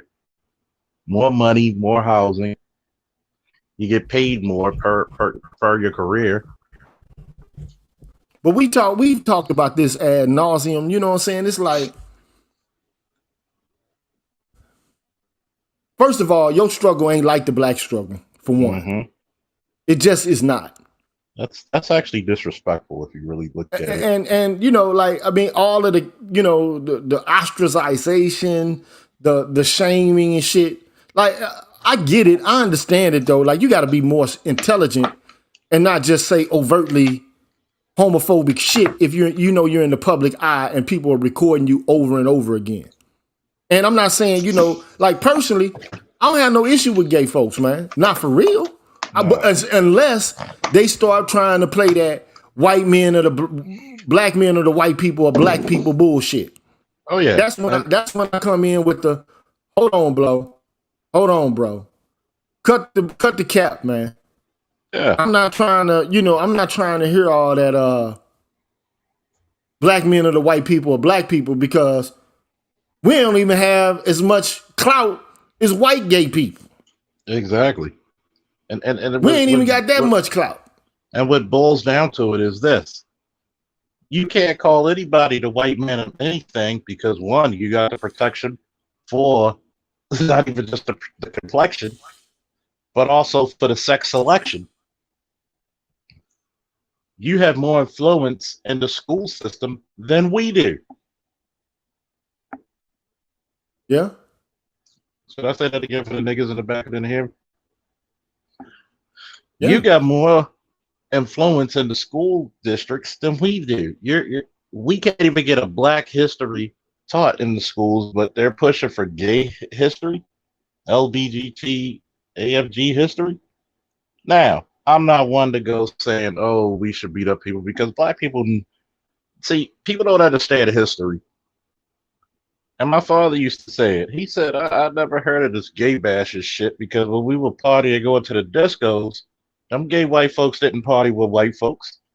They party with the blacks because we were more accepted. He said Bingo. when he tried to say, well, these black guys are no. You notice they're using the same shaming language as black women. These black guys are violent. He said, first of all, most dudes, and I've seen this in my high school, if you knew the guy was gay, you didn't bother him. You just left him alone. And you told other motherfuckers who tried to bully him, hey, leave him alone. He ain't fucking with nobody. We know. So I'm not seeing the only time gay people were anywhere close to being assaulted is when a guy told him that he's not gay, he's straight, and he kept pursuing the guy. You know, that habitual line stepping shit that they're known for. You know, I never saw any. I mean, me and my homies, you know, back in the day, we'd laugh, you know, if a motherfucker looking extra sweet or something like that. But we would never assault somebody or treat them like less than a person. You know what I'm saying? Like one of my god brothers, you know, he was gay, man. Mm-hmm. You know what I'm saying? He died of HIV, man. He died of AIDS, man, in the late 80s. Everybody knew he was gay. Mm-hmm. His brother used to go off on him and shit, calling him all kind of punks and gays and shit. But, you know, he'd be fighting right back with his brother. You know what I'm saying? His brother was a thug. Mm-hmm. But, I mean, they had a volatile relationship. And I think he was, you know, his brother was a little bit, you know, he bullied him a little bit. But, shit, who didn't get bullied in the hood, though? I mean, shit. How many bikes got stolen from me at gunpoint or knife point? You shit, 8, 9 years old, 9 years old, riding your bike down the street, some 15, 16-year-old motherfucker come up with a knife, put it at your rib cage, you know, let me get that. What you gonna do if you're 9 years old? Not much. So get off that damn bike. You know what I'm saying? Like, I mean, just bullying shit happens.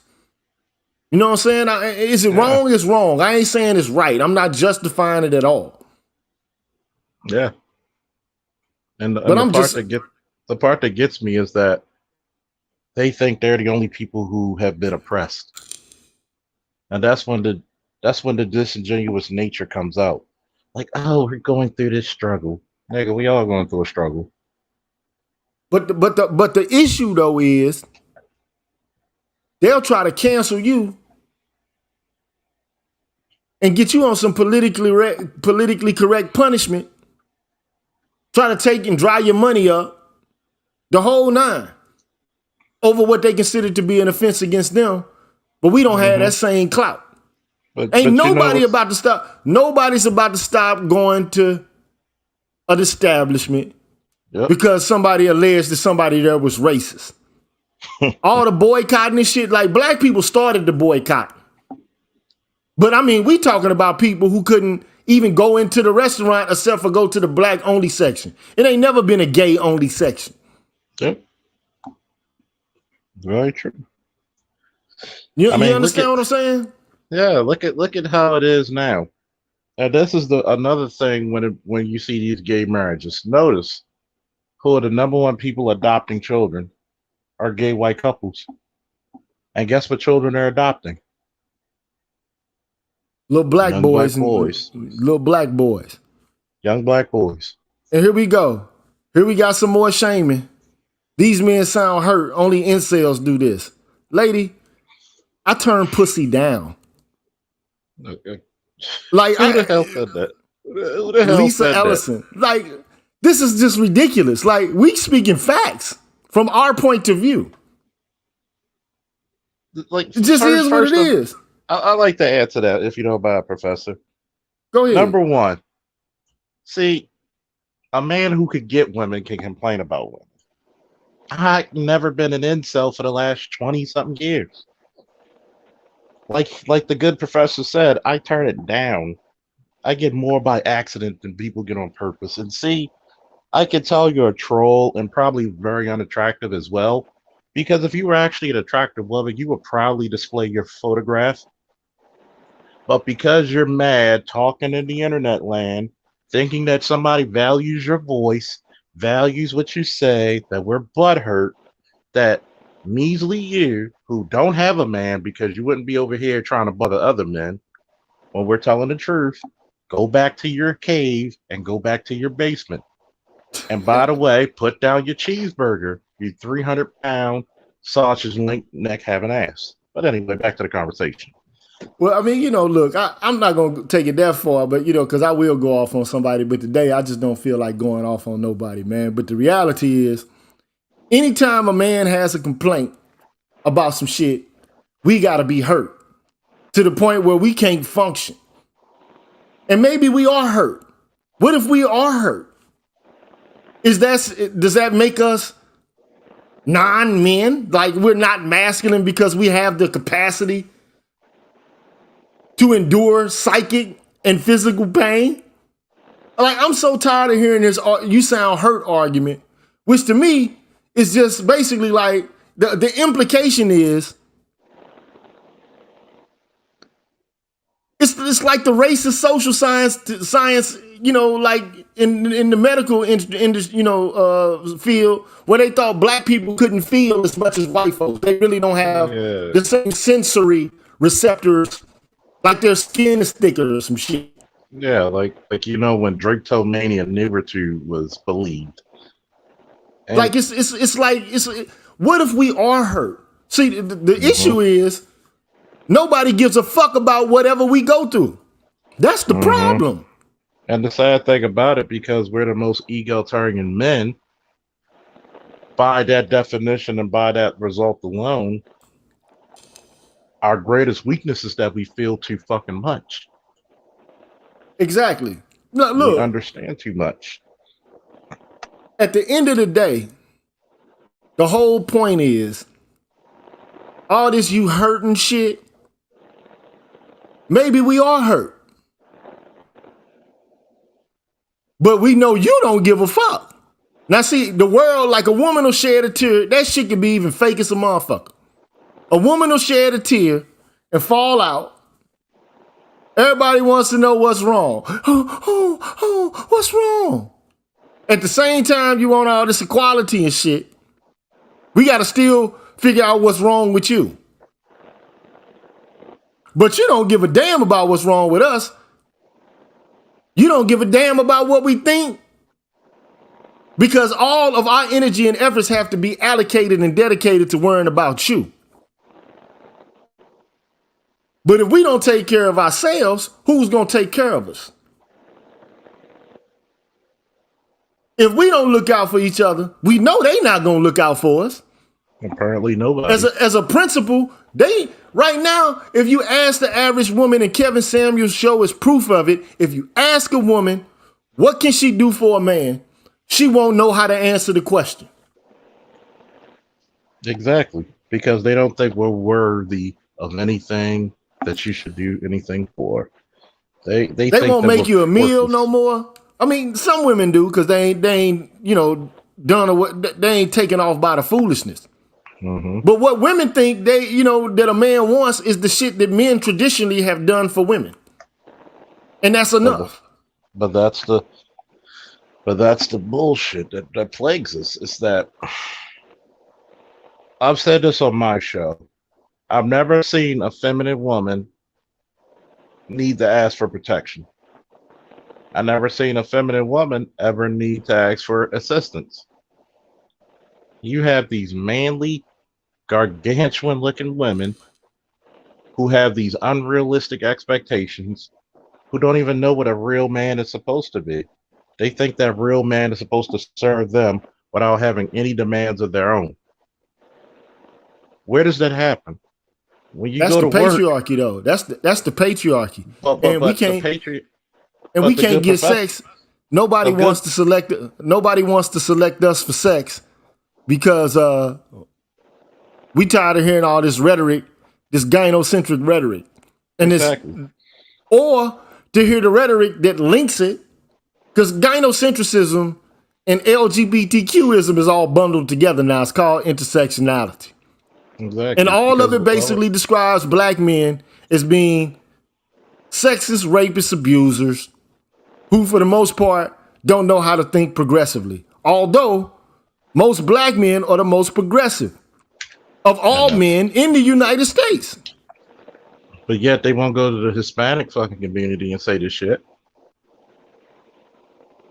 Black men have been looking after, look, black men didn't create the gender war. Black men never declared war on women. Black men have always said, well, don't try to, use me for my money. Don't try to exploit me and treat me like I'm, a tool. But if, save yourself, black woman, like I wouldn't even be on your podcast. I wouldn't even listen to your shit. So you don't have to listen to mine. Period. It's like, why even listen to what we got to say? Because it's going to fall on deaf ears anyway. Maybe we have so many instances in which men have stepped up to the plate and done shit for women, only for women to turn around and bite the hand that feed them by fucking them over with the government. And still not appreciating the shit that was done. And then they wonder why they're unprotected, quote and unquote. Like men, men are simple. It don't take a lot to really actually please us. It doesn't. And all of this fake ass shit about, well, black women been holding it down and all of this. Look, the government been holding it down. Is what's been happening.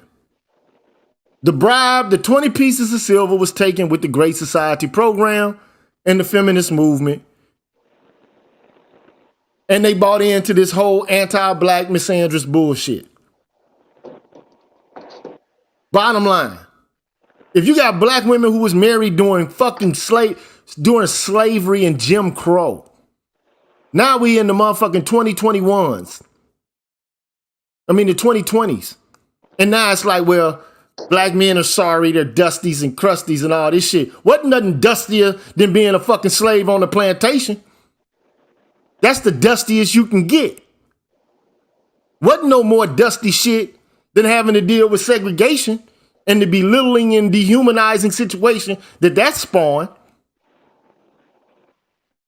But now all of a sudden, it's all this, well, black men ain't shit. When we better off than what we were. This is what I don't get. This is what I don't understand. Because but I do understand it. I do understand it, though. I do understand it. And trust and believe, I done read more feminist literature than any woman listening to this stream. All the way from Mary Wollstonecraft, all the way up to Kimberly Crenshaw and Brittany Cooper. I've actually read their shit. I was, not forced to. It was an elective for me to read. And I read it. And I understand the argumentation. And I understand where it gets some things right and where it gets some things wrong. But I guarantee you don't even know more about feminism than I do. I guarantee you the average black woman has they don't even know shit about it. All they do is use the tools that feminism is put into place in order to make black men's lives a living fucking hell. Because absolute power corrupts absolutely. And you ain't even got absolute power. So at the same time, you got gay people begging to fucking be married. You got black women like, fuck marriage. I'm going to do this by myself. Like you said earlier, Charles, I'm gonna be the mama and the daddy. I'm going to be the guardian and the friend. I'm going to be everything. So I got to do it all by myself. What type of dumb shit is that? Like, you working yourself to death. You John Henry now.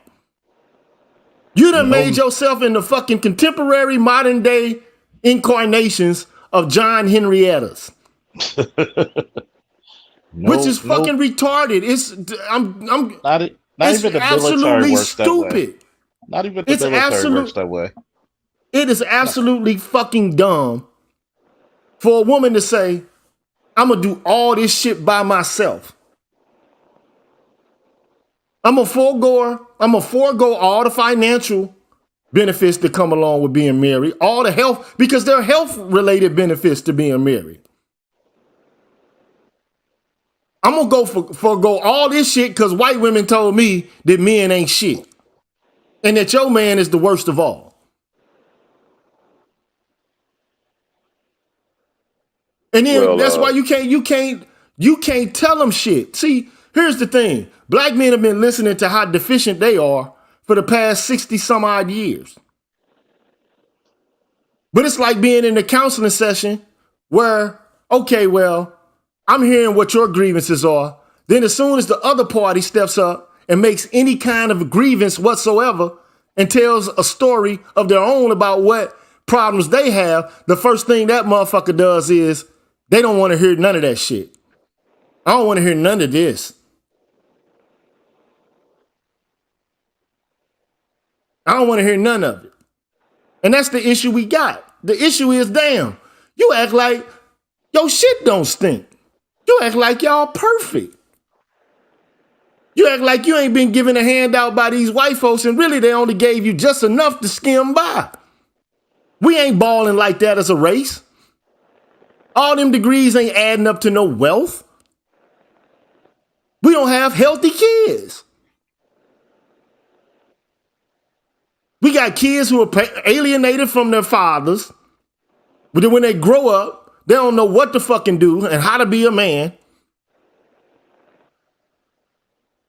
Then they raise each other on the streets.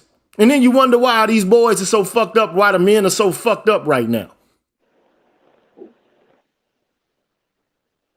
I mean, it's just, it's a self-fulfilling prophecy at this point, man. And, you know, even like, I showed you a video yesterday, man, from Erin Pizzy, man. She was the white woman, man, who was from England. And she started the women's shelters movement. And basically in that video, man, she said, men shouldn't fuck with women now. It's a horrible proposition for a man to fuck with a woman now. Because the woman can clean his clock. Under the idea, the whole notion that somehow women have a disadvantage. And this is a woman who basically said that out of the 100 women, the first 100 women that came to her shelter, over 60 of them were just as violent, if not more violent, than the men that they were supposedly running from. But when we sit and have a conversation about this shit, motherfuckers say we hurt. Because we talking the truth.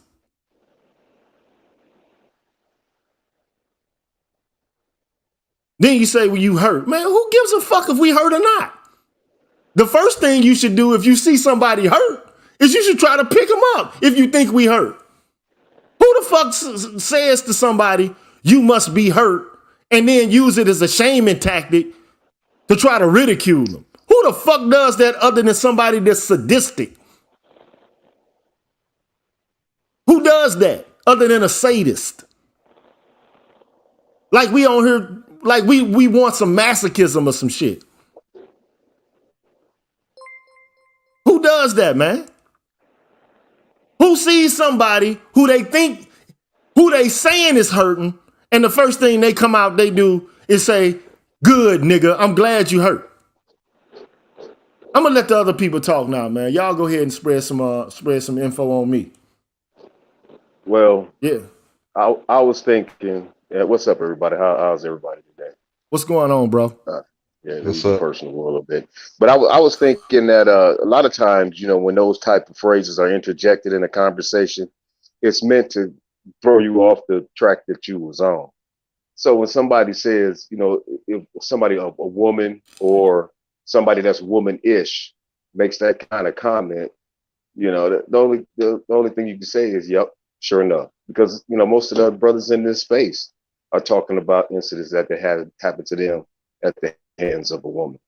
So my point, when I was as to why I was chiming in, was that these social movements has always got to use the 13th or 14th Amendment to give personhood status to their wants or their desires or their issue that they're claiming. That's why they always use black people as mascots. And one of the first things they got to do is to get you go along with it. You know, so they got to institute some type of language or something, or some type of psychological manipulation, more likely, to get you to go along with that. Like 2 years ago, before Biden was elected, I was chopping it up with this lady online, and we was talking about the gay agenda. I said something about the gay agenda. I said their intent is to do such and such and blase, blase. And she said, well, you sound like a little bit, like that's a little bit aggressive, like it's hateful, the words they use, homophobic. And I was like, well, if it ever came down to an issue as to whether or not you get some type of tangible resources in being black or gay, which side you gonna choose? And the lady couldn't say nothing. She's like, well, I don't know. That's kind of tricky. And that's what this whole thing is meant to do to the minds of a lot of people. Because that's a simple thing. I'm black. If it came down to getting reparations, yeah, we're gonna do this as black people. When I do my bit, but it's not that simple. The populace, and especially black women, have been convinced that going along with such interpretation, such things, will get you some type of measure of freedom. And Gigi, about slave morality. That's all that they practice. That's all that they practice. But that's what they do. That's the Friedrich Nietzsche, just basically people who you perceive as stronger than you. Yeah. You basically try to shame them. Nietzsche. You try to shame them, and you turn virtue into a vice. Right. You level down. You try to level down the person who's more powerful because you can't be like the more powerful person or the person who you perceive as being more virtuous or who makes you succumb to his will. But at the end of the day, man, like all I'm saying is, and it's a question. Like nobody wants to answer the question. All they know how to do is hurl a "you're hurt here or there," or we looking at fuckery while it's taking place, and then we're required to be silent about it and to be like, "Yeah, you're right, dear." Yeah, that's the gymnastics of sophistry, though. That's what they're going to do to try to keep their opinion strong, to make the weaker argument the strongest. That's what they're going to do. And look, I don't have a problem, man. I don't have a problem with women expressing themselves, but I have yet to hear a woman who will actually step up, and have the real candid, open and upfront conversation. It's not good enough for you to leave a comment in passing and then just say, okay, well, you sound like an incel. Like, lady, this is the shit that fucks me up, right? I'm just being honest, man. Like, on my dead mother's grave, my father's still living, I put it on his grave. I ain't never had a problem with chicks, for real. I'm just being honest. Like, screwing them is one thing, but trying to develop a long-term relationship with one of them, that's a whole different matter altogether. It's easy to screw a black woman. I'm just being honest, man. Like I done had one night stands after the other. All you got to do is just look them in the eye. You want to get down? You want to fuck? Pretty much. Like, you don't even have to fucking do nothing real extra special. You ain't got to take them to eat or nothing.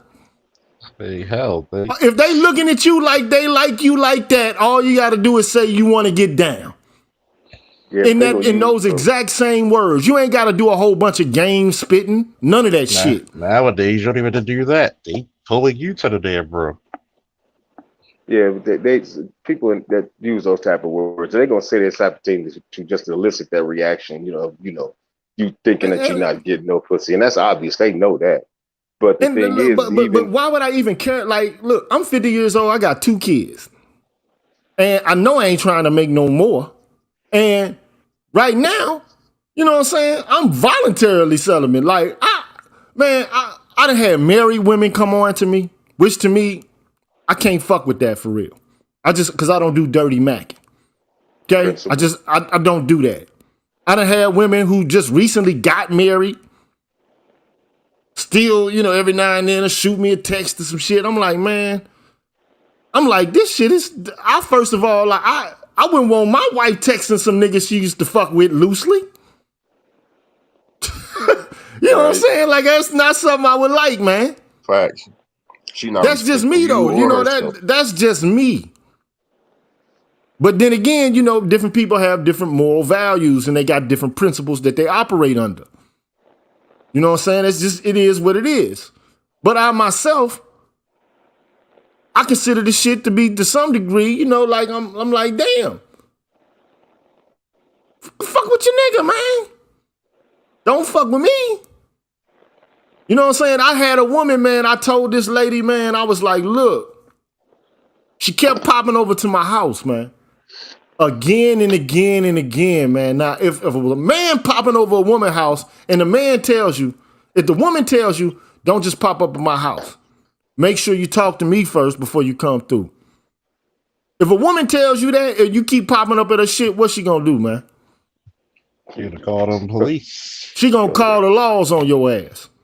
I had this chick, man, come to my house 4 or 5 times after I told her not to just pop up in my shit. But Professor, a black man has no rights that a black woman has to adhere to.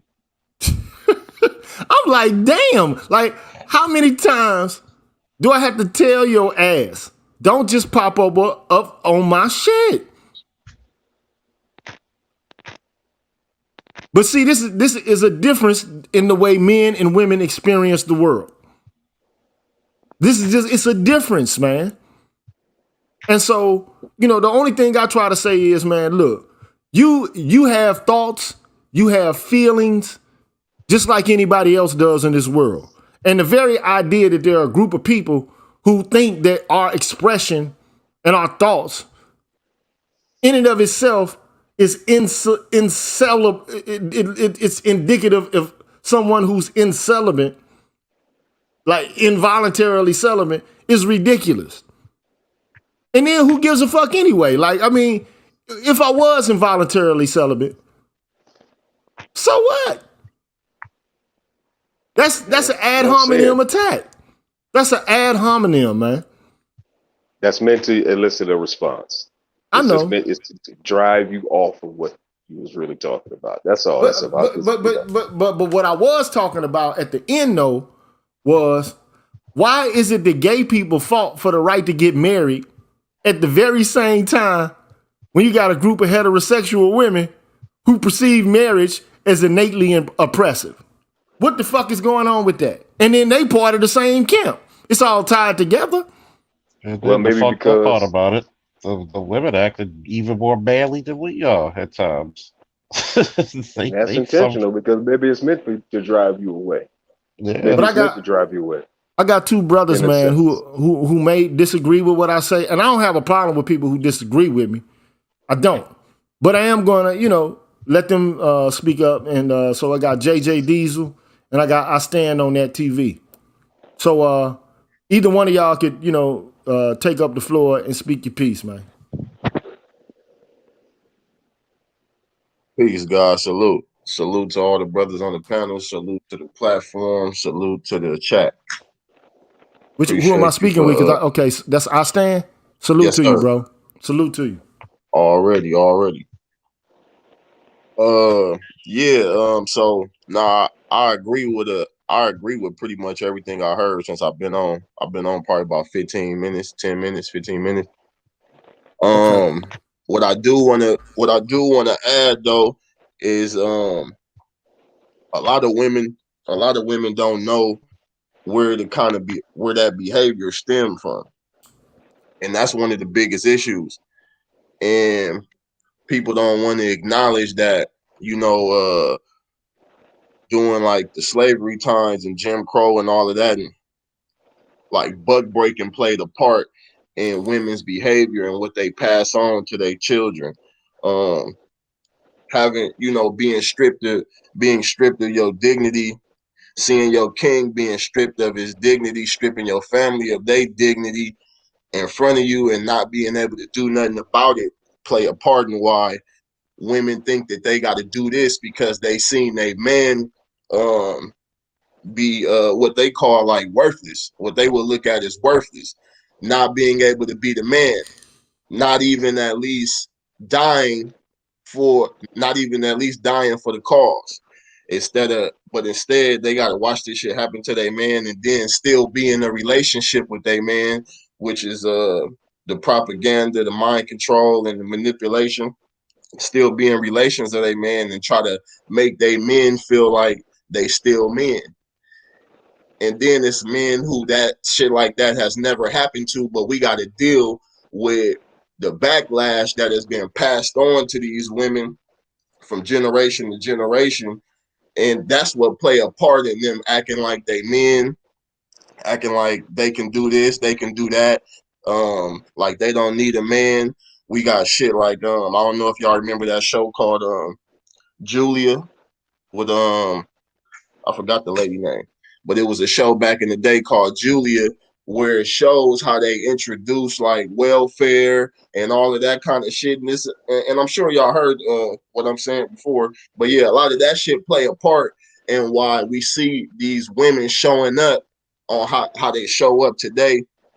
And that's the kind of shit that they need to get addressed on and called out on, because like you were saying, the feminism movement and all that shit, like that wasn't they shit, but the buck breaking and everything that led up to the feminism movement was all reinforcement that came with that. And people didn't know that it was leading up to that. And then a lot of people who participated in that, in those moments, even got to look back now and see how they played a part in fucking up society before they even had a family, before they even had children, because there was a lot of heterosexual people who supported these movements as well. And now they got families, and this feminism movement turned into this equal movement, and which turned into integration between male and female, as far as like example like sports. So now let's just say the person who was the heterosexual person who didn't have a family back then when they were supporting these movements, they have a family now, and now their daughter is getting their bones broke in a wrestling match because they got to wrestle with a man because of something that you supported back then. So yeah, a lot of that shit play a part in why we see these women show up today and they don't even know it. So yeah, I wanted to add that to the conversation. Yeah, okay. Well, thank you for joining the show. Like, to be perfectly honest, like I've traced these steps, man, 100 times before on my show. I've gone through slavery. I've talked about Jim Crow. I've talked about buck breaking. I've talked, about, the emasculation of black men in the context of, pre-civil rights era. We talked about the privileged position of black women in the household on plantations and during Jim Crow. We talk about attitudinal. I've already covered this ground. You understand what I'm saying? So okay, this is my first time. But go ahead. Yeah, so yeah, for sure. Like, I mean, but if you go back and look at some of my videos, you'll see it, and I could point those videos out to you. I might leave a link in the description or something like that. But like I've traced this step, these steps. I've covered Robert Staples. You know what I'm saying? The black matriarchy. Does it actually exist? Like I've gone over scholars' work. We talked about E. Franklin Frazier. You know what I'm saying? And his idea of the black matriarchy. We've covered the Moynihan Report. We've done this, so we have heard it before. But it's like, if we dealing with a situation now where everything is better than what it was, we still dealing with like generational curses. It's time to get rid of those curses. And it's time to, basically say, look, you've been fed a whole bunch of bull crap. And at this point, man, like, how it could possibly turn out that you got the most progressive group of men in the United States being typecast as the most regressive? To me, it's a travesty, man. it's ridiculous if you really think about it. And it's one thing, like my whole thing is this. If you can hurl shit, you better be able to take some shit getting hurled back at you. Right. You know what I'm saying? Like, you can't just continuously put out negative energy and don't expect for it to come back. You can't continue to lambaste people and then don't expect any reciprocity along those lines. But in this culture, there are a group of people who think that they get to critique and lambaste and create diatribes and invectives about, like, they can just do that incessantly. And then men are just supposed to be like, yes, dear. Man, fuck that. That's over, man. That's over. That ain't going down no more, man. If you can critique, you can be amenable to critique. If you can point a finger, you got to be able to accept that some fingers are going to get pointed back in your direction. Now, I start with the premise that neither men nor women are perfect. We're human beings. We both have the capacity to err. But this whole movement is ideological, and it basically asserts that women are good innately, men are bad inherently, and that there needs to be some sort of war taking place until all of the injustice is purged from the behavior and the thought processes of men. That shit ain't gonna happen, man. It's fool's gold. These motherfuckers are trying to perform alchemy, like turning lead into gold. You can't do that, bro. At the end of the day, man, men are going to be who they are, and they got to define themselves. Everything that we do can't be centered around what somebody else's idea about what we should be is. Right. And, I'm just tired of, trying to live up to somebody else's expectations. I got thoughts, ideas, and expressions just like anybody else. You've expressed yours. It's like, damn, it's time for me to, like Rakim. Cool, I ain't gonna get upset. I'm gonna pull the plug in the speaker. I'm gonna kick a hole in the speaker, pull the plug. That's what I'm doing. Easy does it, do a doozy. I mean, like, somebody got to do the work, and at least people in this space, or like, this is really supposed to be about us for us, some FUBU shit. But every now and then you got some stray cat, a straggler that want to come in, you know what I'm saying, and like push their agenda and talk about what they think we are. Man, we got fathers in this space. We have doctors in this space, lawyers in this space. Because we're advocating for black men. And we're going to do so unapologetically, and we won't be shamed, and we won't be ridiculed lying down. Absolutely. Fuck that. Fuck that bullshit. I'm just telling you right now. I'm going to hit him with a KO boom. I don't care what your feelings are. You don't care what ours are. Apparently, I've never come to a woman and said, you seem hurt, miss.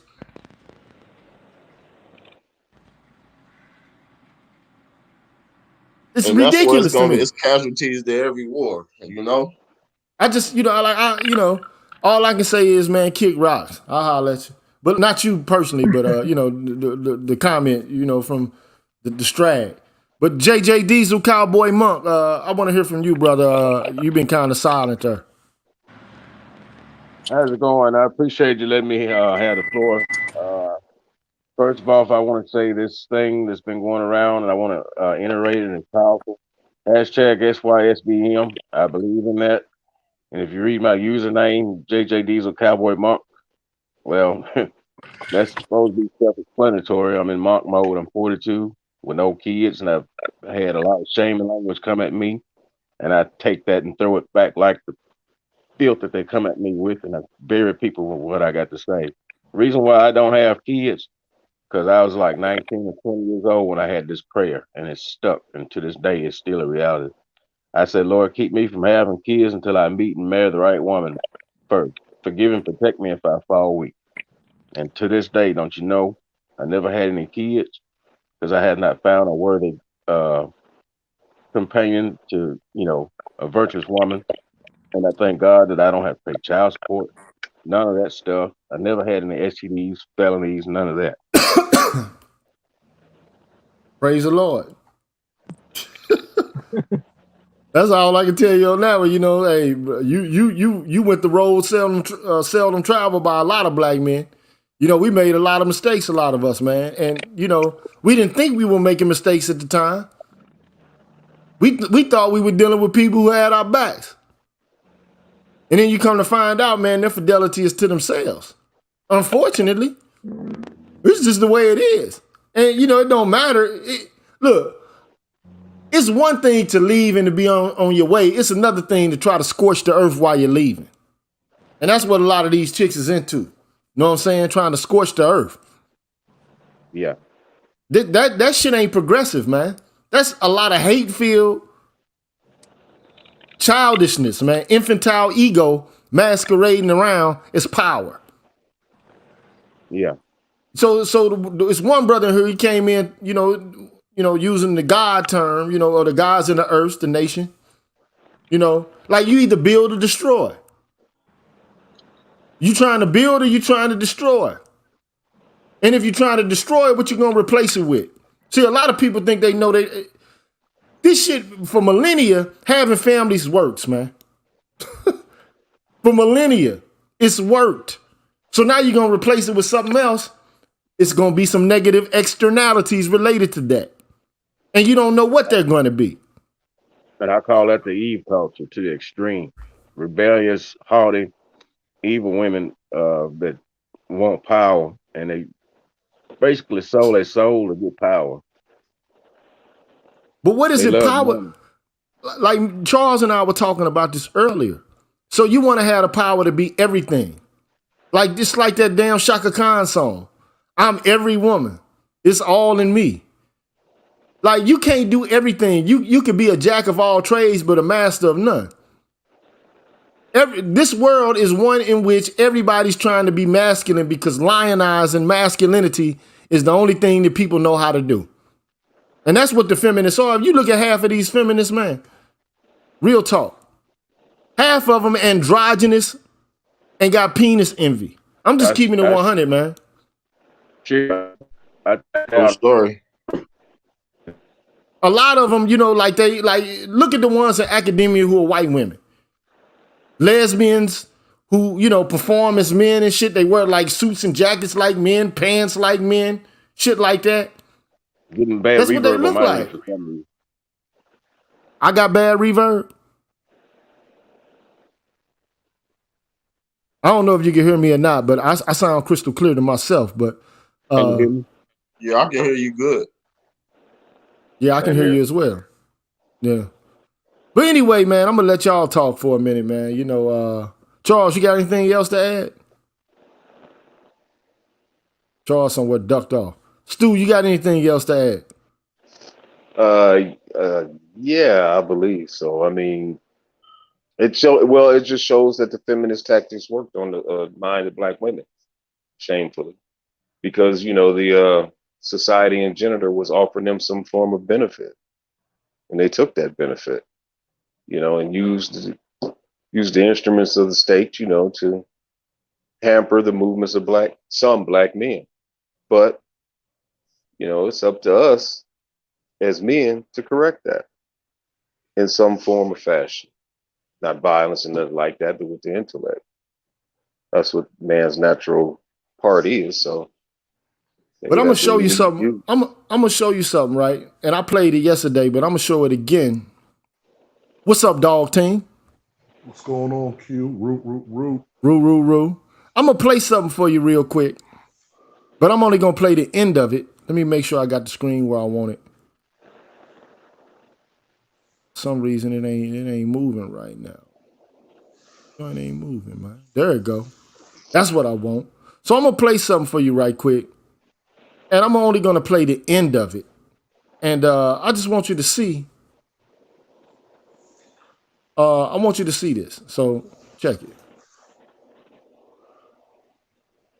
In 1971, I opened the first refuge in the world. And for the first 4 years, I ran it on the grounds of generational family violence, which needed therapeutic intervention. A huge diaspora of men who have lost everything, and it has been unjust, seriously unjust. The research that's put out by the feminist movement is mostly erroneous. The 1 in 4 argument. There is actually no control groups. There is no, that 1 in 4 comes from women in the refuge. Asking women what they didn't ask is how many men have been abused. It's this, essentially, to me it's been fraud for all these years. I did a study of the first 100 women that came into my refuge, and it's very clear that 62 of the women were as violent as the men they left. There was no way I could ever get that published, ever. You just can't, because one of the problems is that as far as the newspapers are concerned, women's issues are covered by women. Well, the majority, not all, but the majority of, for a long time, especially in England, of the women journalists were radical feminists.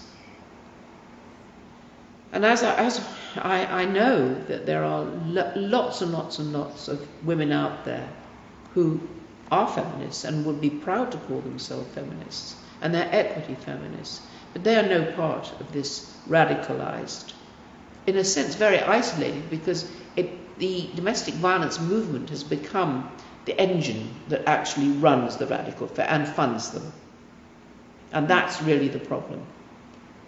And the problem is that so many men, because of the fact that all men are abusers and perpetrators, it has made a huge war between men and women. It's called the gender war, and it works, and it's in existence. And I look at young women who I think are absolutely wonderful, but I know no man's going to marry them because men are less and less willing to make committed relationships. And what's the future in that? We know what the future is. We're seeing what the future is. We seeing it play out today. I mean, it is what it is. This is where this shit is going.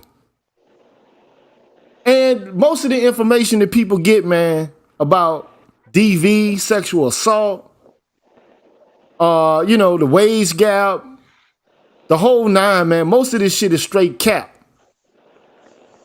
Most of it is cap.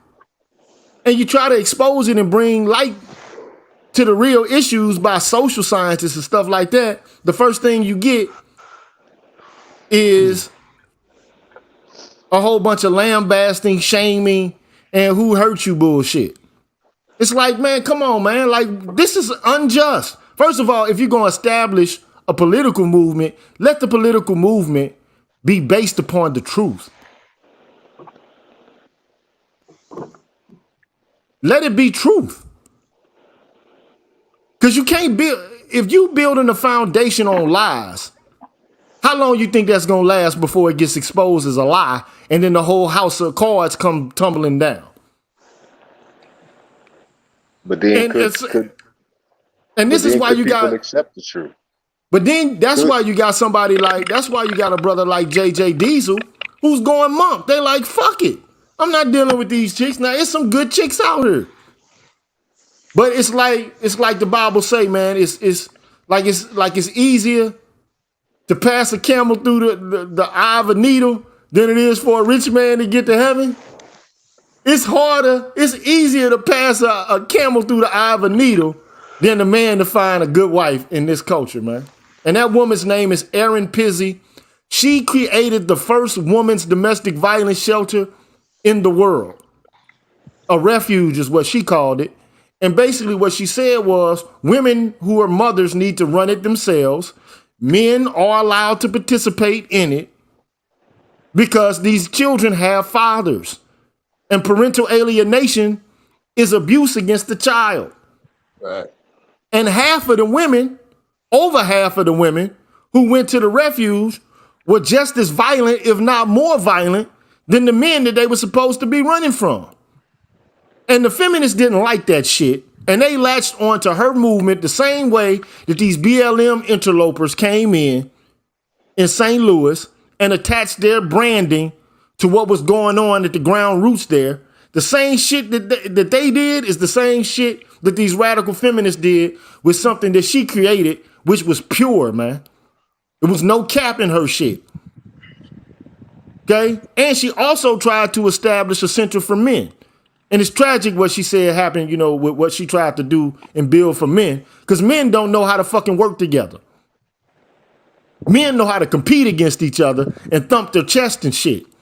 The only thing men know how to do together is be competitive together. They don't know how to support each other, and that's the issue. But I don't think that's all the way true.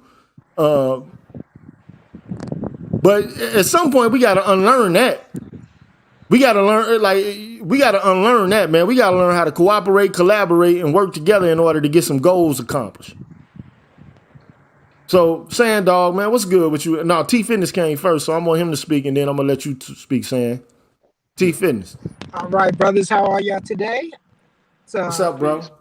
Yes, peace to the brothers. I wanted to acknowledge first when Charles I broke down. Yeah, brothers back in the day when it came to the issue, especially where I'm from, of gay dudes in high school. No black dudes used to bash gay dudes. We used to, like you just said, we used to bash each other because brothers was out to try to not shame and knock you down because you're trying to compete for women. Brothers would fight for money and sneakers. I mentioned in the chat that my uncle was gay in the 50s in Harlem, and he used to get beat down a lot because he would out people. He would try to be in open relationships with dudes that he was, creeping with in the closet. And that's the only reason he used to always get into scraps. Brothers have never been really on this gay bashing stuff.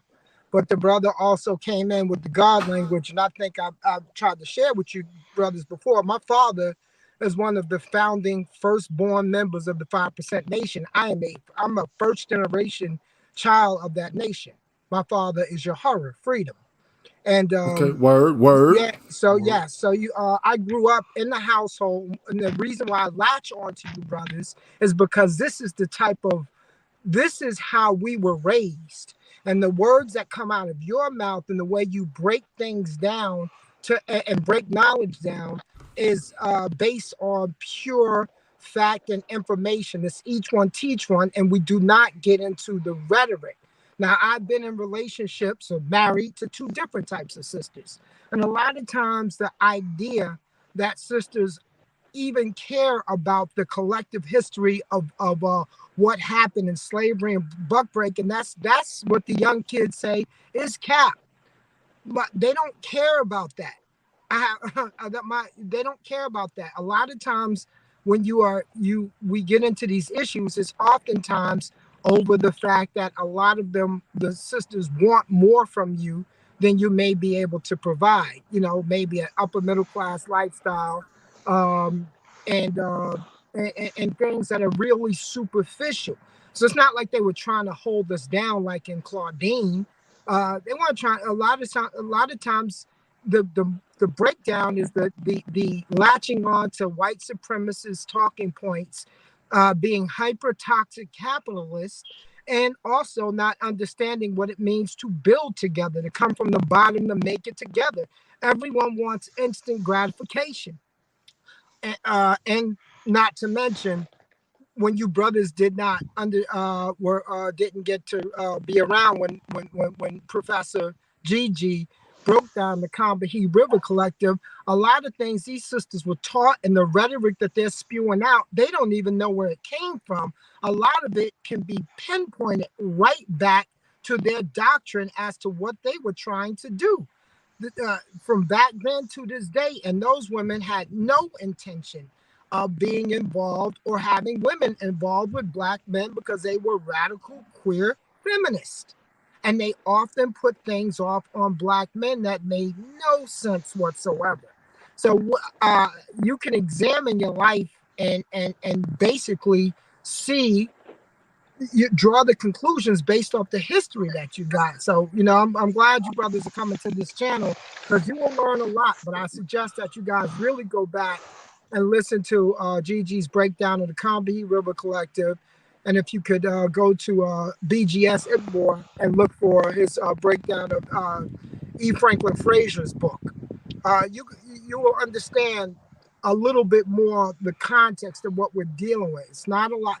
It's not black men's fault that a lot of the sisters are not really messing with us on a, I would say, in a healthy manner. It is oftentimes these women have taken on white supremacist talking points, anti-black male misandry, and you have to understand it beyond the rhetoric that we were taught in terms of the slave culture and how the white man came in and gave welfare, and the sisters chose the welfare over that because I'm only, my last wife is a six-figure earner, never touched welfare, but she just she's a hyper capitalist, and she has a lot of anti-black male misandrous talking points that have been with her forever, and I didn't realize how deep it was. But luckily for me, I've been able to be extremely influential in my children's lives. A lot of the things that the brothers were talking about yesterday, I didn't get to experience, and I continue to fight for my three children, and trying to pull them into our direction. Two boys and one girl, and Congratulations. yeah. Congrats. Yeah, you know what I mean? I homeschooled my 26-year-old for the 7th and 8th grade. I got two high-performing, a teenager and an 11-year-old daughter. But, this is a struggle. These last two, it's a fight. And I'm trying to fight to keep that respect and love going. And I learned it from my daddy. My father, first and foremost, was an activist in terms of showing love to his children. My father was a dangerous brother, but showing love to his children and make sure that we loved each other. So that's why I picked up my paternal instincts from. But I understand. Hey, listen, don't go my route because I'm not living an easy life. I'm fighting, but I'm winning bit by bit. That's all. Hey man, thank you for your statement, man. And we grew up on I grew up in on hip hop, and my favorite hip hop artist, used to push the nation, bro. The NGE. You know what I'm saying? I mean, sun, moon, and star. You know what I'm saying? Man, woman, and child. You know what I'm saying? So knowledge, wisdom, understanding. Like I'm not part of the nation, but you can't help but embrace those concepts. As you were reared on that music, and it was so dope. You know what I'm saying? So, By the way, my stepdad was John Amos too, so I had a big alpha male in my life. So, right. So, Sand Dog, man, you care to spit some game on this brother? Q Dog. Yep. Rude to the bros. Yo, shout Rude out to dog. the Q. Root. Shout out to the Qs and shout out to the brother on the panels. T Fitness, man. If you have an email or anything like that, man, I would love to connect with you, man. tfitnessforyou@yahoo.com. Okay, all right. It's just straight one word. tfitnessforyou@yahoo.com. Yes. Okay. Small. Okay. I'll be reaching out, but one of the things that this all exposes, remember what they say is that money is the root cause of all evil. And economics is a social science that deals with how people manage money. So if you look at America as a whole, right? Because again, with the United States of America, our ethnicity, be it black or white, we are all Americans. But this thing called racism, right, is what divides the greater American family. And then when you get into feminism, which is, if you go back to the origins of feminism, you'll discover that it is a soft power arm of racism, right? So hard power, as you know it, fists and bullets. Soft power is using coercion or things that you can agree with in order to exploit you and gain, in order to exploit you for personal gain. And so when you look at the fact that American women in general have taken to uh, the fringes of this ideology. And then when you take it down to the black family, this is how you're going to notice why we're poorer than everyone else. Because as many times as I said it in all the panels, in economics, there's something called the factors of production, which are land, labor, capital, land, labor, and capital. And in the graph, in the center of it is family. And if you notice, and you can look it up, the highest performers in America economically are Mormons, people from the Indo-Pak community, and Nigerians. And what do those three groups have that larger America and Black America doesn't have? Family. Whereas the rest of us have kind of been flushed out into corporations in the state, in terms of what our well-being would be within these particular groups, especially the fact that my wife comes from one of them. Family is more than wife, husband, dog, cat, picket fence. It's cousins, it's uncles, it's you know what I'm saying, it's aunts, it's even close family, friends, and relations that you're networked to. And so, when you study those three groups, Mormons, Indo-Pak subcontinent people, and Nigerians, and what you'll study from those three groups is that, again, you will find out on some scale, traditionalism does work, right? And so I think that for a lot of us, right, I think one of the things of undoing all of this is that in order to identify the evil, you have to follow the money, right? So it's the same thing. So like how Green Gorilla was saying, like, how kids are raising each other on the streets. Well, again, at a particular time, when women were in the home, because remember, women would network with each other. So, Sandog mom is hanging out with Green Gorilla's mom. They're having tea together, and okay, who's that new kid? Who's his mother? Right? And then based upon that, our mothers will make a determination. You can hang out with that new kid or not. And so as a result of that, right, again, you made sure the kids did their homework. The families were networked together. So individual families networked and became neighborhoods, and neighborhoods became communities. So even now, when people say that neighbors don't know each other anymore, the reason for that is the direct result of the fact that the family has lost the major asset, again, which is the mother, to the corporate world and also to the state, right? And so that's what my thing, and Gigi, inshallah, as I get time, and like I said, I'm gonna come back, because that's the thing where we can look at the money, and then you could take the money and work it all backwards to identify people's motivations. But then also, if you do, for people who are interested in progression, and for the women who are interested in progress in family and all of those other things, right? You'll find out that's what it is. Because even on paper, right? Because I was a finance major in school. On paper, a corporation is a person. It's an individual, right? It's an individual. And so corporations is what took us off of our farms, or whatever land we had to sit behind the office and to, like I said, and to generate profit. So, that's my point, fellas. Again, feminism is a soft power of racism. It's something, again, as we all know, that it is very dangerous to the family. And I think that it's just me, it is my assumption. I think that if you were to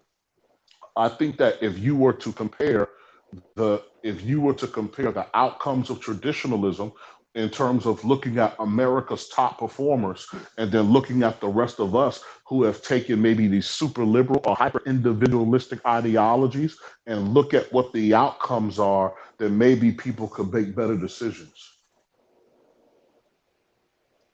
Word is bond, kid. Word is bond. I think, my opinion is, most black women.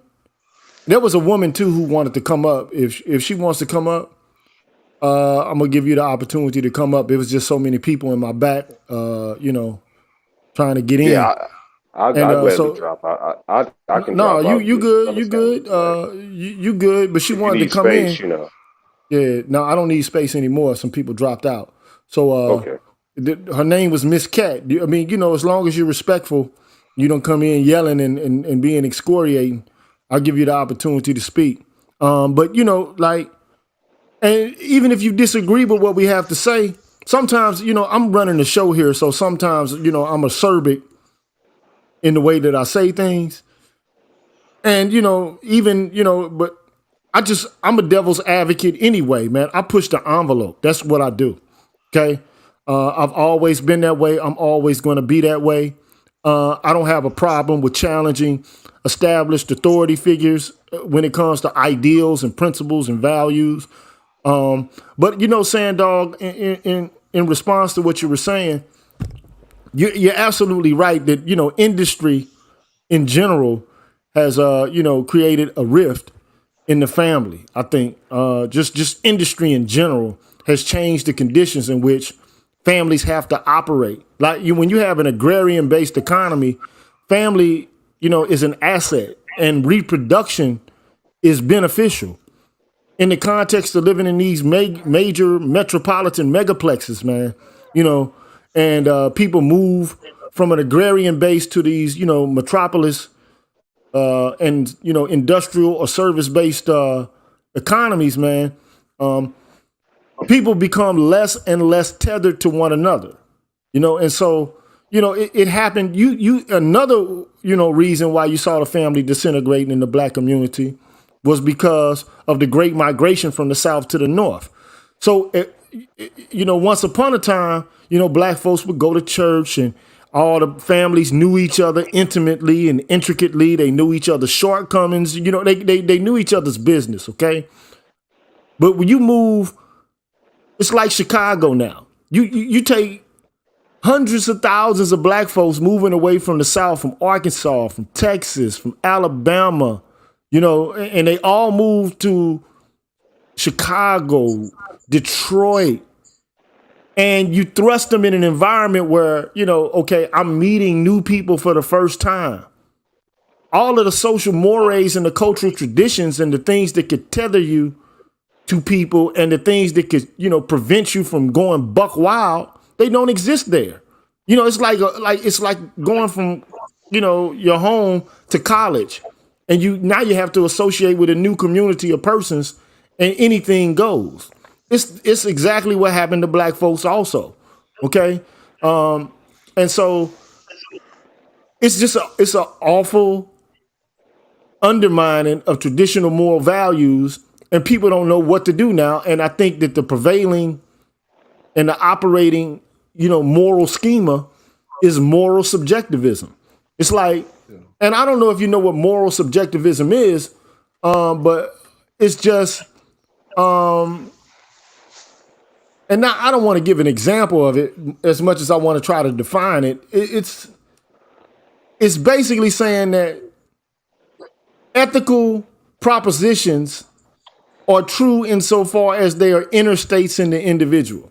You know what I'm saying? It's like, okay, so there is no absolute truth. Everything is okay as you live by your own principles. You know what I'm saying? So, and this is all relative aspect. Yeah, it's not exactly relativism, but it because moral relativism, I would say, because to me, moral relativism is based upon ethical relativism to some extent. But I don't even want to get into hair splitting about this. But so you got four basic approaches to solving moral problems. Either you can do so by one view, which is called, and it's split into three parts. You got moral nihilism, which there is no morality at all. There is no right or wrong. You have moral skepticism, which basically puts forth the idea that, well, there may be a right or a wrong, but we don't know what it is. So because we don't know, you know, I got to be skeptical that what you're asserting in terms of an ethical principle is actually true. Okay. And then you got moral subjectivism, which is basically the idea that, you know, morality is just the interstate in the individual, what he or she thinks is right. It's a matter of taste. So it's like no different than you saying that you prefer a Coke or a Pepsi. You don't have to explain yourself. You don't have to be accountable to anybody. Anything goes. Everybody has their truth. You've heard this shit before. When somebody talks about that's my truth, they're presenting the idea of moral subjectivism. And I think more than ever in this culture, moral subjectivism has become the paramount way of approaching ethics. So there is no black ethos anymore. There is none. It's like, okay, you can't tell me what to do. You're not the boss of me. I can do whatever the fuck I want. But here's the problem. Nobody acts as if they're operating under the principles of moral subjectivism, because if they were, they wouldn't be able to say that anything anybody else is doing is wrong. You get what I'm saying? So if your morality is an interstate just in you, and you're the arbiter of what's just and unjust, what's right or wrong, and nobody can really criticize you or critique you or, take away from your truth, then how can you have any objective standard by which to say that something is right or wrong? You can't.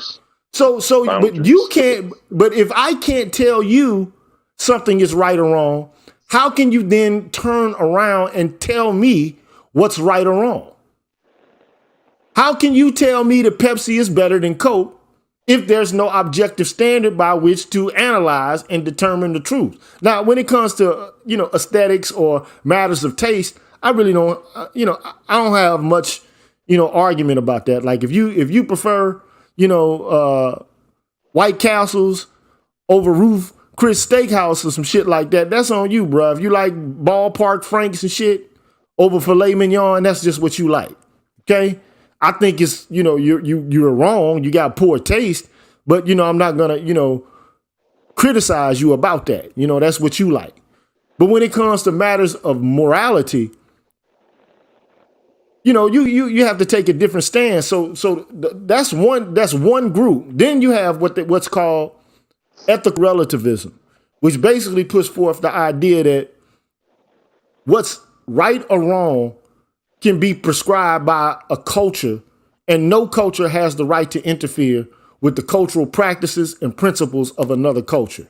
So if Kenyans want to practice female genital mutilation, who are you to tell them that they can't because you live in another country and that's not the practice that's being,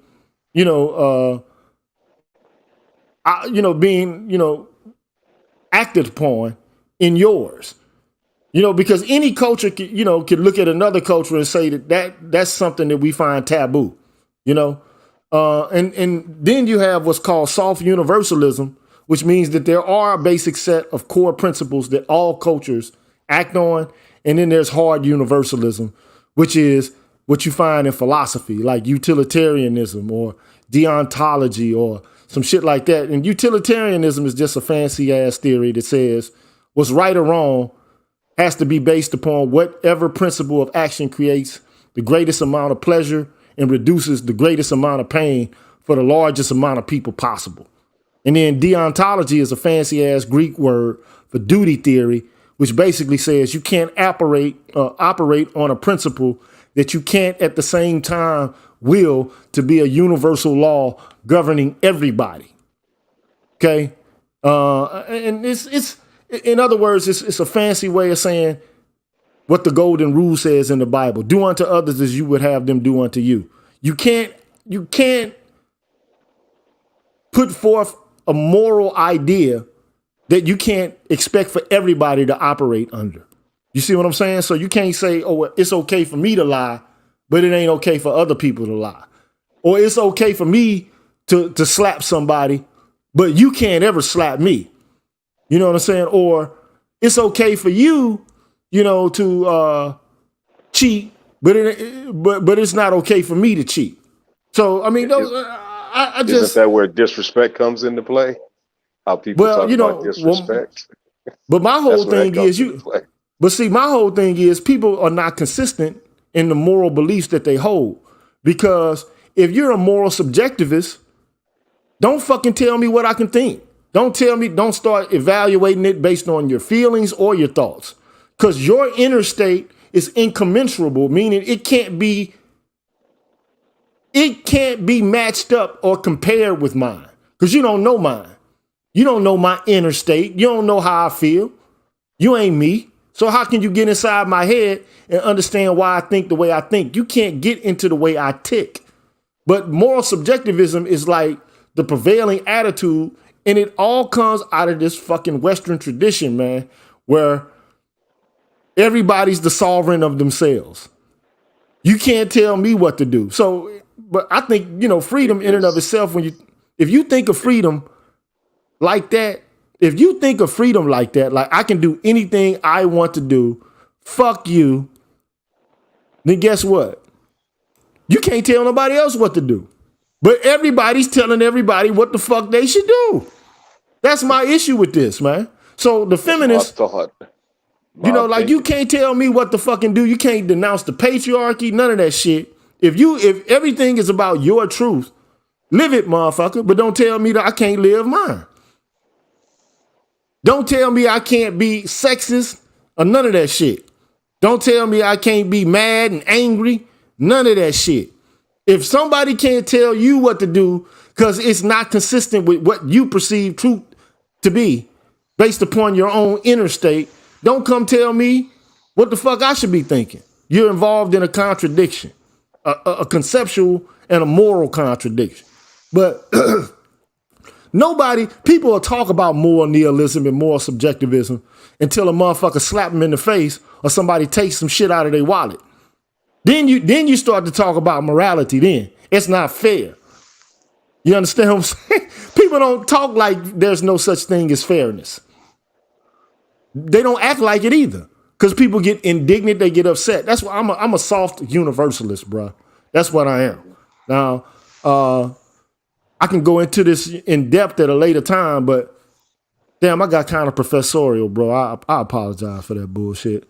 But, I did this show only because I wanted to put forth the idea that, we live in a cancel culture where people, for the most part, operate under these principles of distaste about others' ideas about propriety and impropriety. So you got a group of people who say that homophobia, like if you express something that's critical of gay folks, that's homophobic and it's violent. Okay? My viewpoint on it is, I thought the guy's comments were, in poor taste. That's just my opinion. But at the same time, most of the motherfuckers' music is in poor taste. I mean, he's talking about slapping motherfuckers, shooting people. I mean, how can you miss this? There's no, this culture is so bifurcated, and people's ideas about what's right and wrong, what's good, what's not good, what's quality in terms of aesthetics and not. All you got to do is listen to the dude's music. You'll see he talking about fucking women, slapping motherfuckers around, potentially robbing or shooting people and shit, how much money he has, how better he is than other people. And then all of a sudden you got all of this, outrage because he says something about gay folks. So damn, it's cool for him to do all this other shit, but now it's an issue because, of some gay folks or some shit. And this is the issue I have. It's like, wait a minute. Who the fuck said you can't be critiqued? Because to them, any critique about them or against them is violence. And my viewpoint on it is, no, that's not violence. Is it distasteful? I think so. But is it violence? No, sir.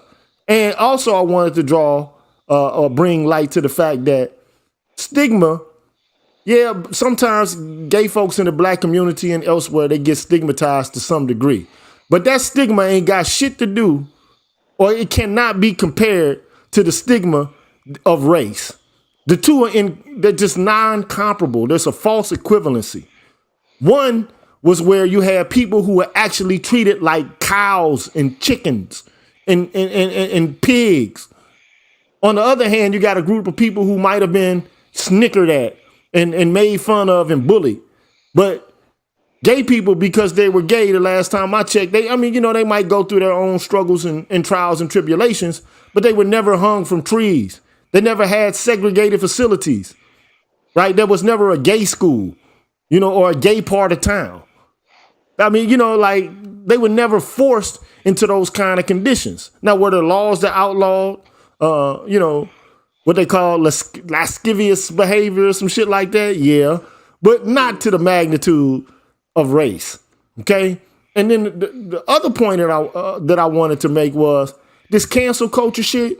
As far as I'm concerned, man, cancel culture is more violent than the violence they talk about.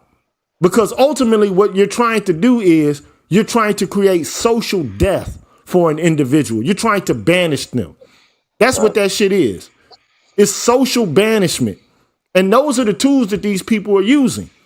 It's aggressive and it is violent. It's public censure of a mob type or kind. I find that I just find it very contradictory that you got a group of people who are so-called liberatory, but they'll punish a motherfucker that doesn't agree with them in a minute in the most intolerable way. Yeah, I just find it contradictory. And lastly, my point was the whole gay issue emerging in the earlier or the mid part of the 2010s had to do with issues surrounding gay marriage.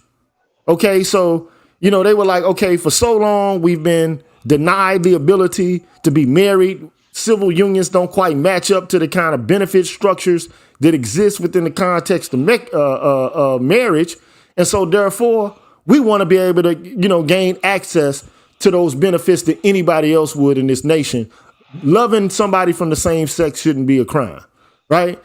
And so my thing was, damn, you got a group of people who saw benefit in marriage, whereas black folks are some of the most liberatory folks who are supporting their right to get married, but at the same time denouncing, lambasting, ridiculing, putting off, being skeptical of the very institution that they're fighting for another group of people to have.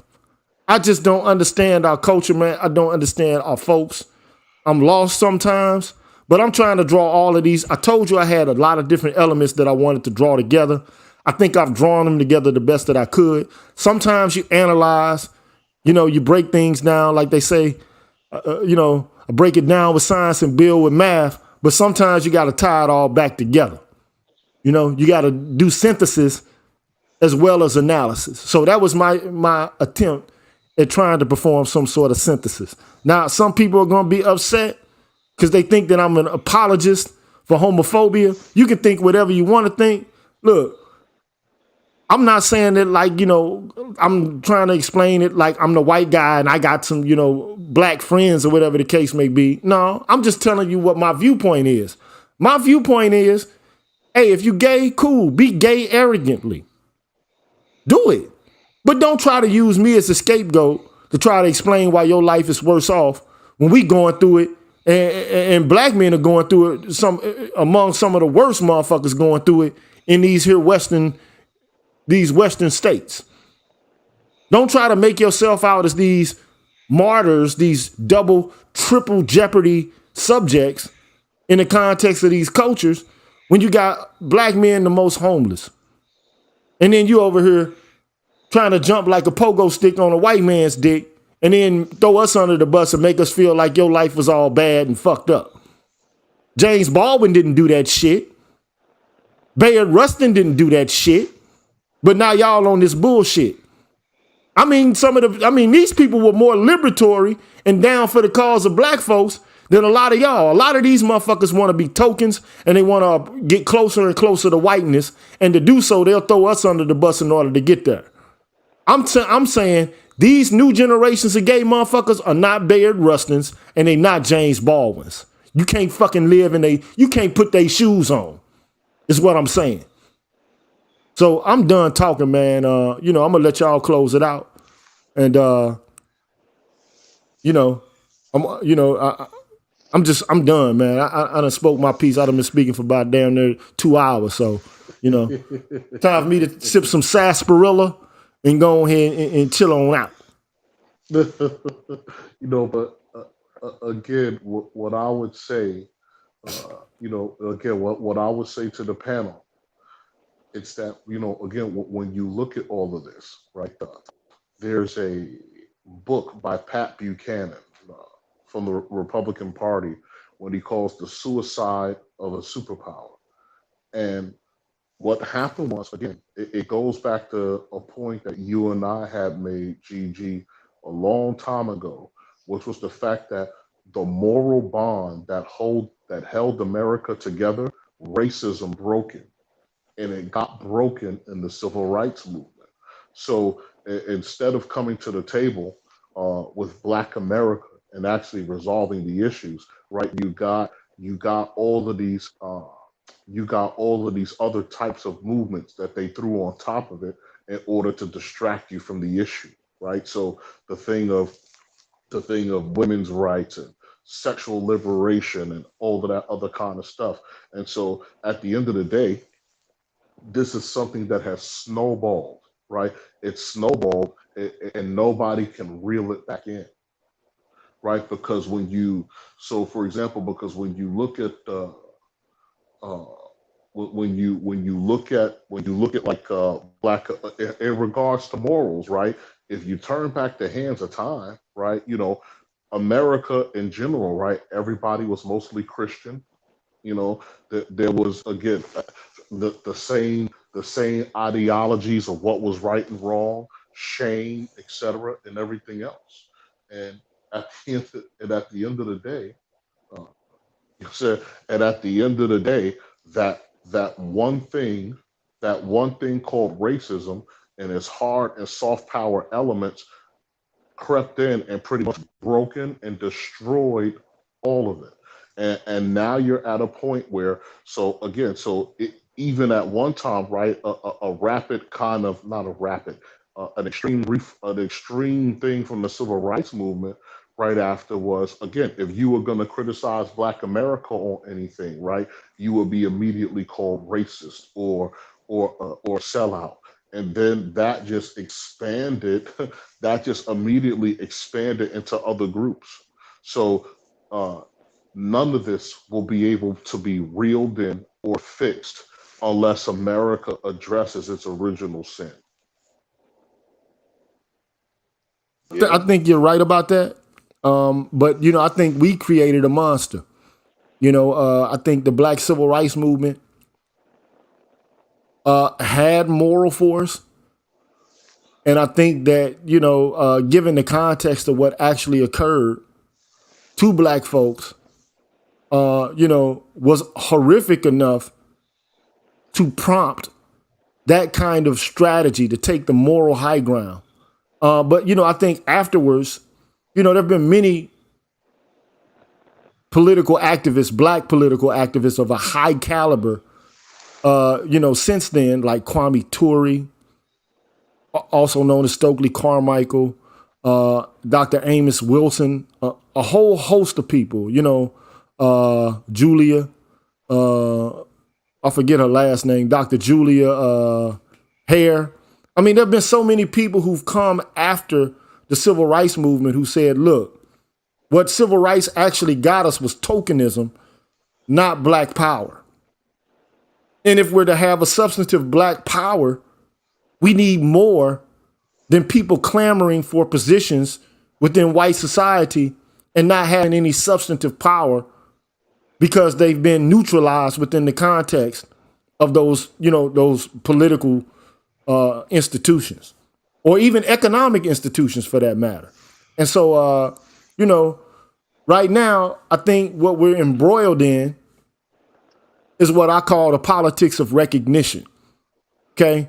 And it's the politics of recognition. But the problem with it in the long run is that all it does is give you attention with no tangibles. Like, I don't give a fuck if you spend 30 minutes on ESPN with a show about BLM or some shit like that, if the underlying structure that creates the conditions which make BLM necessary aren't nullified. Like, what's the point of it? So you give me a little screen time and then everything goes back to business as usual and nothing changes. That's not, at least the civil rights activists of the past understood that we got to do more than just get, our 15 seconds of fame and some grind time, some branding or, some tokenism. That's just not enough. Have you ever noticed that everybody else gets something tangible? We get something that's, something that's spiritual or influential. We don't get anything tangible. But you know what, Charles? We got the tangibles. But you know what we did? You know what happened? We cleared a path, and everybody went to the fucking path, and we got cut off like a spigot from going through it. We channeled out a path with our bodies. And I'm not saying that there weren't white activists who were also participants in some of these movements, because there were. You know what I'm saying? But I mean, at the end of the day, because there were some white freedom riders too. And it was some white people funding the Black Panther movement. You know what I'm saying? I mean, some lost their lives. And some lost their lives in the fight. That's why, when it's said, like by somebody, like comedians get to tell the truth, whereas other people can't tell it. But increasingly, even comedians or being subjected to the politically correct mob. And these are acts of aggression based on recognition. Okay? But the politics of recognition don't offer anything tangible in the long run. We still haven't resolved issues related to wealth inequality in this country. Like, all of this shit is a smokescreen. That's why when Dr. Martin Luther King said, okay, now we got our right to go where we want to go, now it's time to work on the poor people's campaign. Now it's time to try to work on issues so that we can eliminate the kind of gross inequality economically that exists in this country. That's when he got offed. Not for the race shit. Even though they, not to say that they didn't feel like he was a threat then, but like when you start talking about, class, now you're being anti-American. This, class is interwoven into the fabric of America, and so, but it's also predicated heavily upon race, and caste. But some, caste might be too strong of a word, and some, academics might, be perturbed that I would use that term. I mean, but it's actually spot on. Yeah, it's spot on. It is spot on. It's spot on because guess what? Your race determine your altitude. Your race determine where you can live. I'm from Baltimore. We damn near started redlining. How the fuck can you have a house built, two houses built the same year, 2 to 3 blocks away from each other? One house is worth $75,000. The other house is worth $475,000. Yeah, it's pretty much what it is.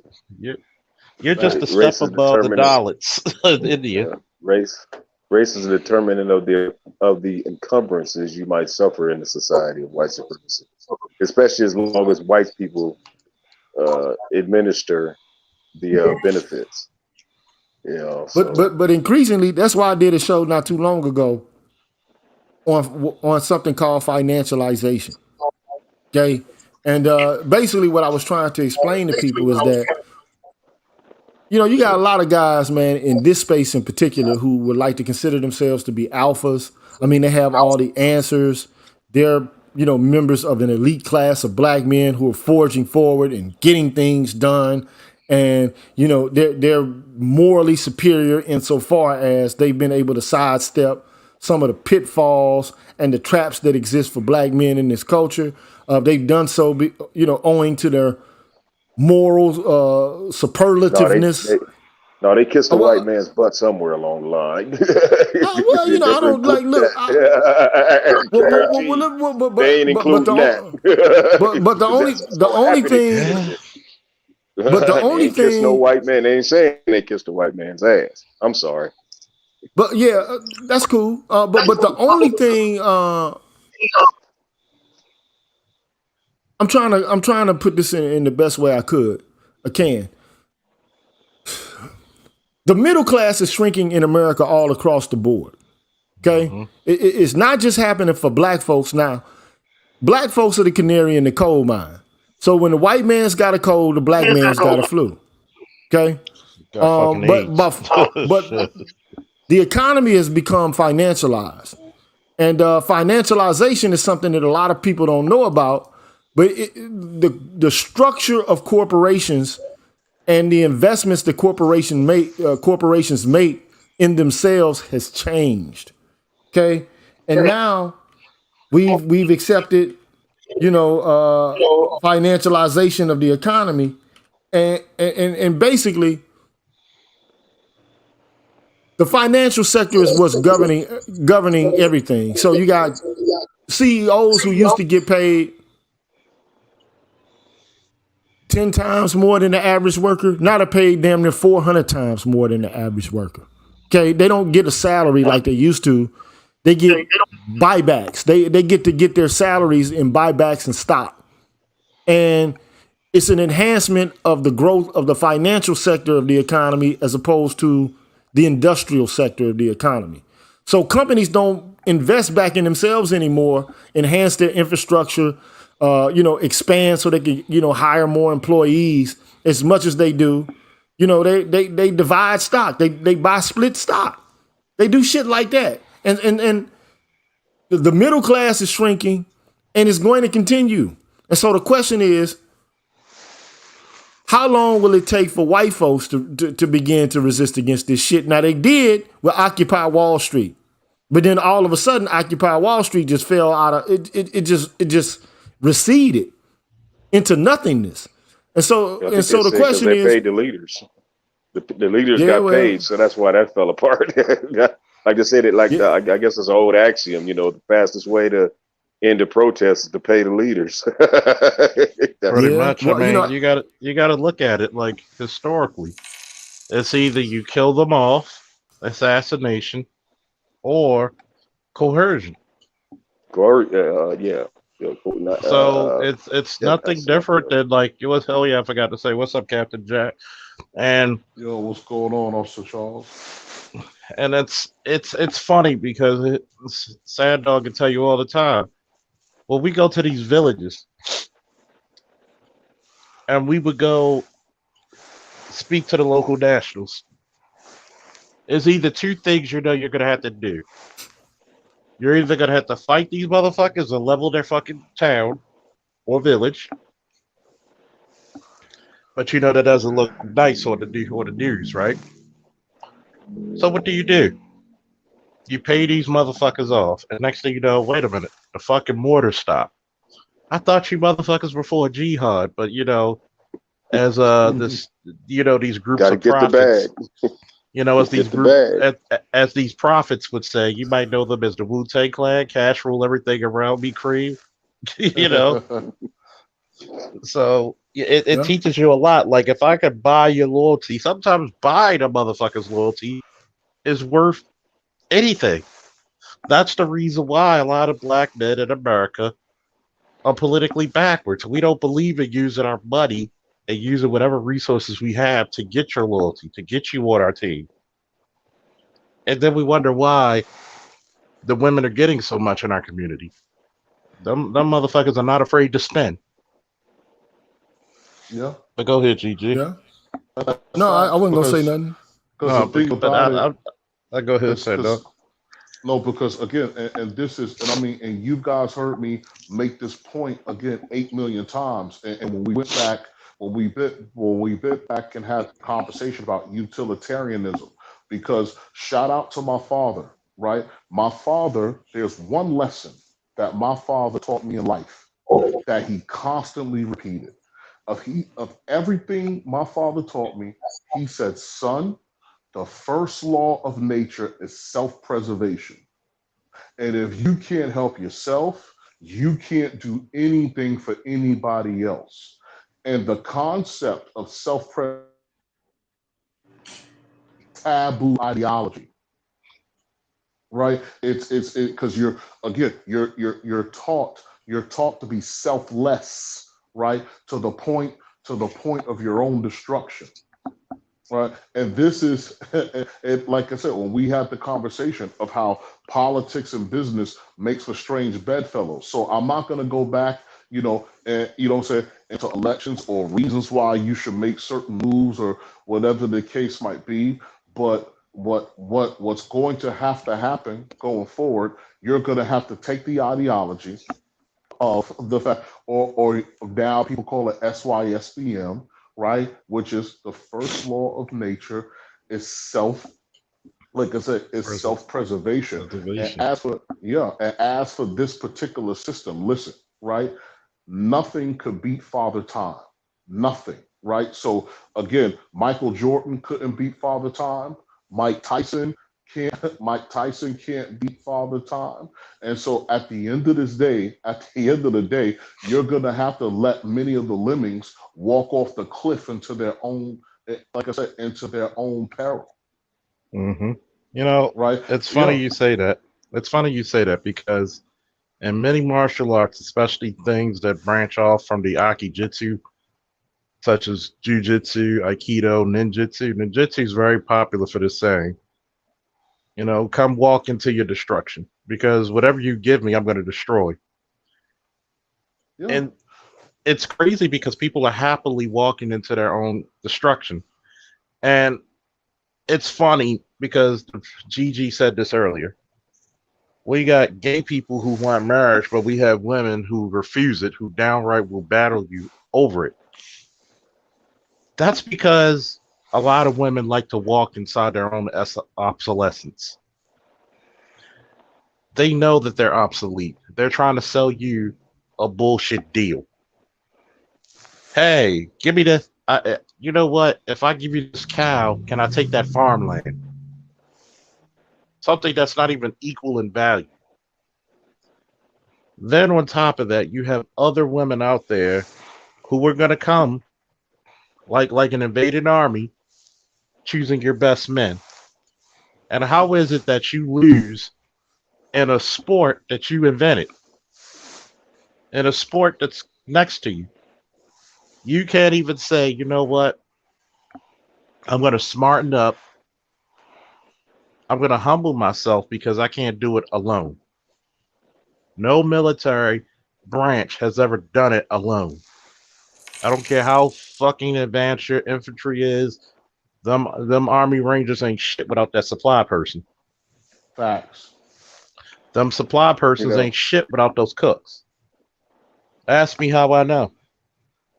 But go ahead, Hmm. Sandon. No, but yeah, but like I said, but that's the thing. No, and like I said, we like I said, we agree wholeheartedly. And so the thing about it is that what there are things that people do to their own detriment, and they don't know what they want or what they need until it's actually needed, right? And so if these ideologies continue, if they persist in the society itself will come to an end, right? And sometimes I wish there was a President Sandog, because the fastest way to destroy somebody or to nullify their point is to give them exactly what they want, right? And give them exactly what they want, and then like, hey, here's the outcome, right? Here's Oh the yes. outcome. And Oh yes. at that, yeah, as my father used to call it, I'll give you just enough rope to hang yourself. And I would Hmm. challenge my father, and my father would be like, okay, go ahead and do it.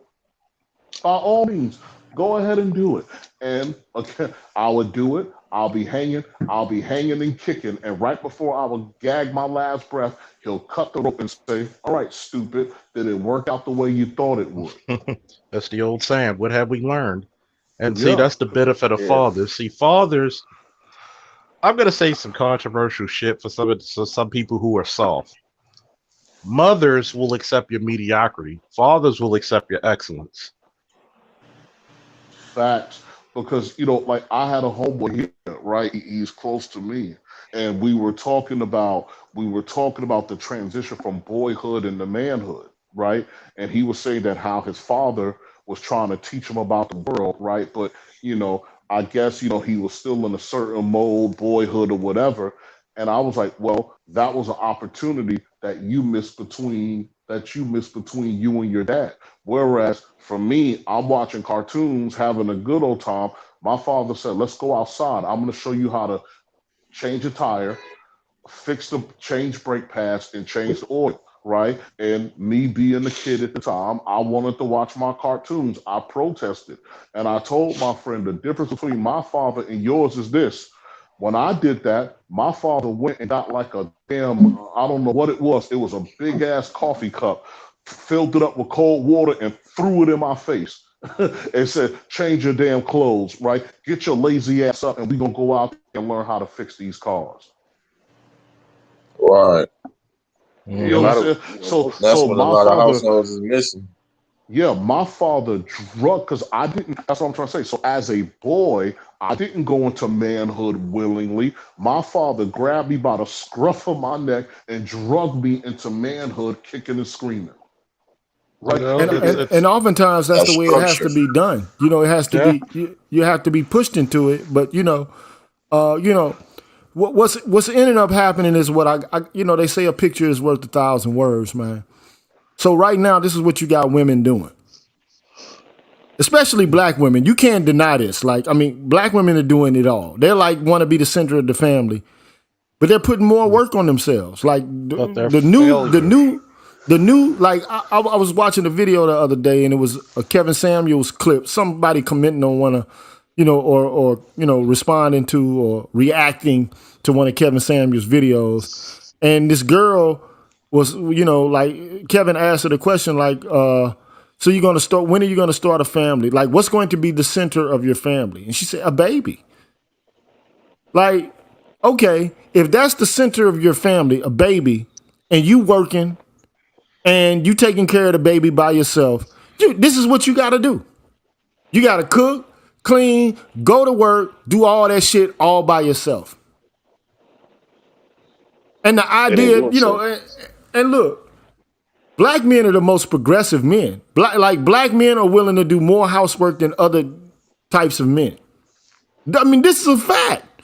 Yep. All you got to do is look at the shit. Black men are actually more willing to take care of kids and to share responsibility with like nurturing children, the whole nine. But then you got a whole bunch of women who basically are saying the shit that black men are offering is not enough.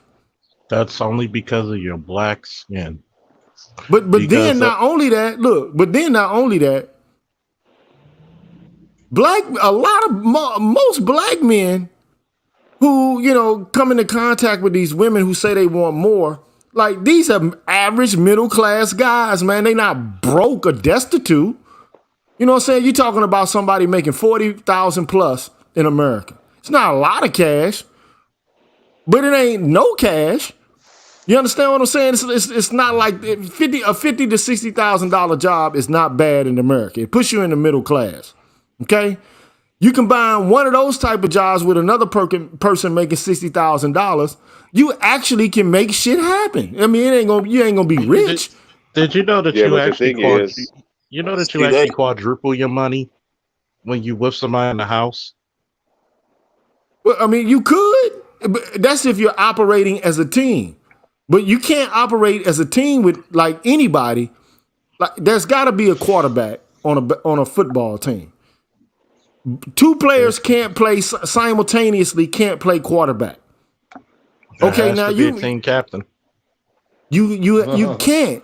And look, if the woman is better at some shit, marshal off to her. This is if you want to use a biblical or like this church shit that motherfuckers so into. This is your ministry, motherfucker. Then take care of that. Okay?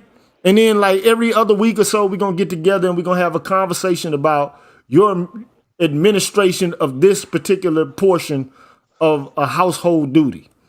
And the same with men. Like you got to partition off division of labor and take care of the shit. And it's just like cooperation is not occurring. Black folks are antisocial, man. And I think the antisocial nature of black folks is emanating from the fractured social structures that we have within the context of the family. So it's going to get worse. because it's already getting worse. So bad habits produce worse habits. You know what I'm saying? And then it becomes a self-fulfilling prophecy where everybody in the culture has bad habits. You know, like this. That's why, you know, I don't know if it was yesterday, but I was having a conversation and I was trying to articulate the idea about the nature of human beings. And then, you know, the role of shame in upbringing and the role of correction in creating good habits in kids. See, once you get to a certain age, that's what, another reason, and I hate to keep referring back to Kevin Samuels, but like once you become a certain age, if the shame isn't already in you for you to understand why certain shit is just backwards and wrong, you'll never learn it. It's too late for you. Like, You can't teach an old dog new tricks, but you can teach a new dog old tricks. But you can't do it vice versa. So the point I was trying to make is you have to be able to train people early on how to accept the fact that, okay, here's another person. Y'all might not always agree, but the combativeness that exists between you has to be reconciled at some point. It doesn't have to be a perpetual war. And then you don't have to respond to every discomfort with violence or passive aggressiveness. It's just, or you can develop a strategy. Like if there's a disagreement between two people in the context of the household, fuck it, man. Even if sometimes the woman has to get away in a relationship, sometimes, okay? And the man has to get his way sometimes. This idea that we gotta struggle and fight is fucking ridiculous. You know, it just shows it's indicative to me of immaturity. It's moral subjectivism. It's this idea of even having to fulfill a role and be a member of something that makes you duty bound is limiting to your freedom. This is immature, infantile ego culture taken to its logical conclusions. And you see the impact that it's having on black folks. Yeah, it gives free expression to the emotions. It gives free expression to the emotions. Exactly. So and it's like these is all people who base their whole foundation off of the propaganda and shit like that. So it's like, you know, of course they gonna be thinking that way or have that kind of surface level mindset, you know. You know what? Very It's few funny. people. I have a female friend. Anytime shit becomes heavy, we'll sit out front and smoke a cigar. Right, and I'm like, and I'm just like, you know what? Just get the other two additives, the liquor and the niggas, and everything's gonna be all right. And I just told it's funny when I say that, but a female got it. She was like, that shows how simple men are. No wonder you had like one. I always tell black men, have a hobby. Introduce your hobby to whoever's the woman in your life, because women really flow off of men. They always have and always will. It's gotten to the point where past girlfriends who never liked comic books or nothing like that would start buying me stuff to add to the collection because they want to see a purpose. They like the purpose of it. A lot of times you got to just do something that separates you from the world, that separates you from the chaos. Instead of trying to always play Superman, there is joy in being Clark Kent sometimes, just being a regular dude. Yeah, I think, you know, like, but it have a lot of women are though, you know, I've seen women get so angry to the point where they just decide to be angry. Like anger is a decision that you choose, right? And a feeling or a sentiment that you could become seated in to such an extent that it can consume you. And like I think a lot of black women, man, are just pissed the fuck off, man. And because they can't have their way all the time. And then if they don't get their way, they're gonna make you feel how much how irritated they are. And it's like, dude, come on, man. Like that's shit children do, man. Like, well, here's the point, GG. Once they get their way, they're still pissed.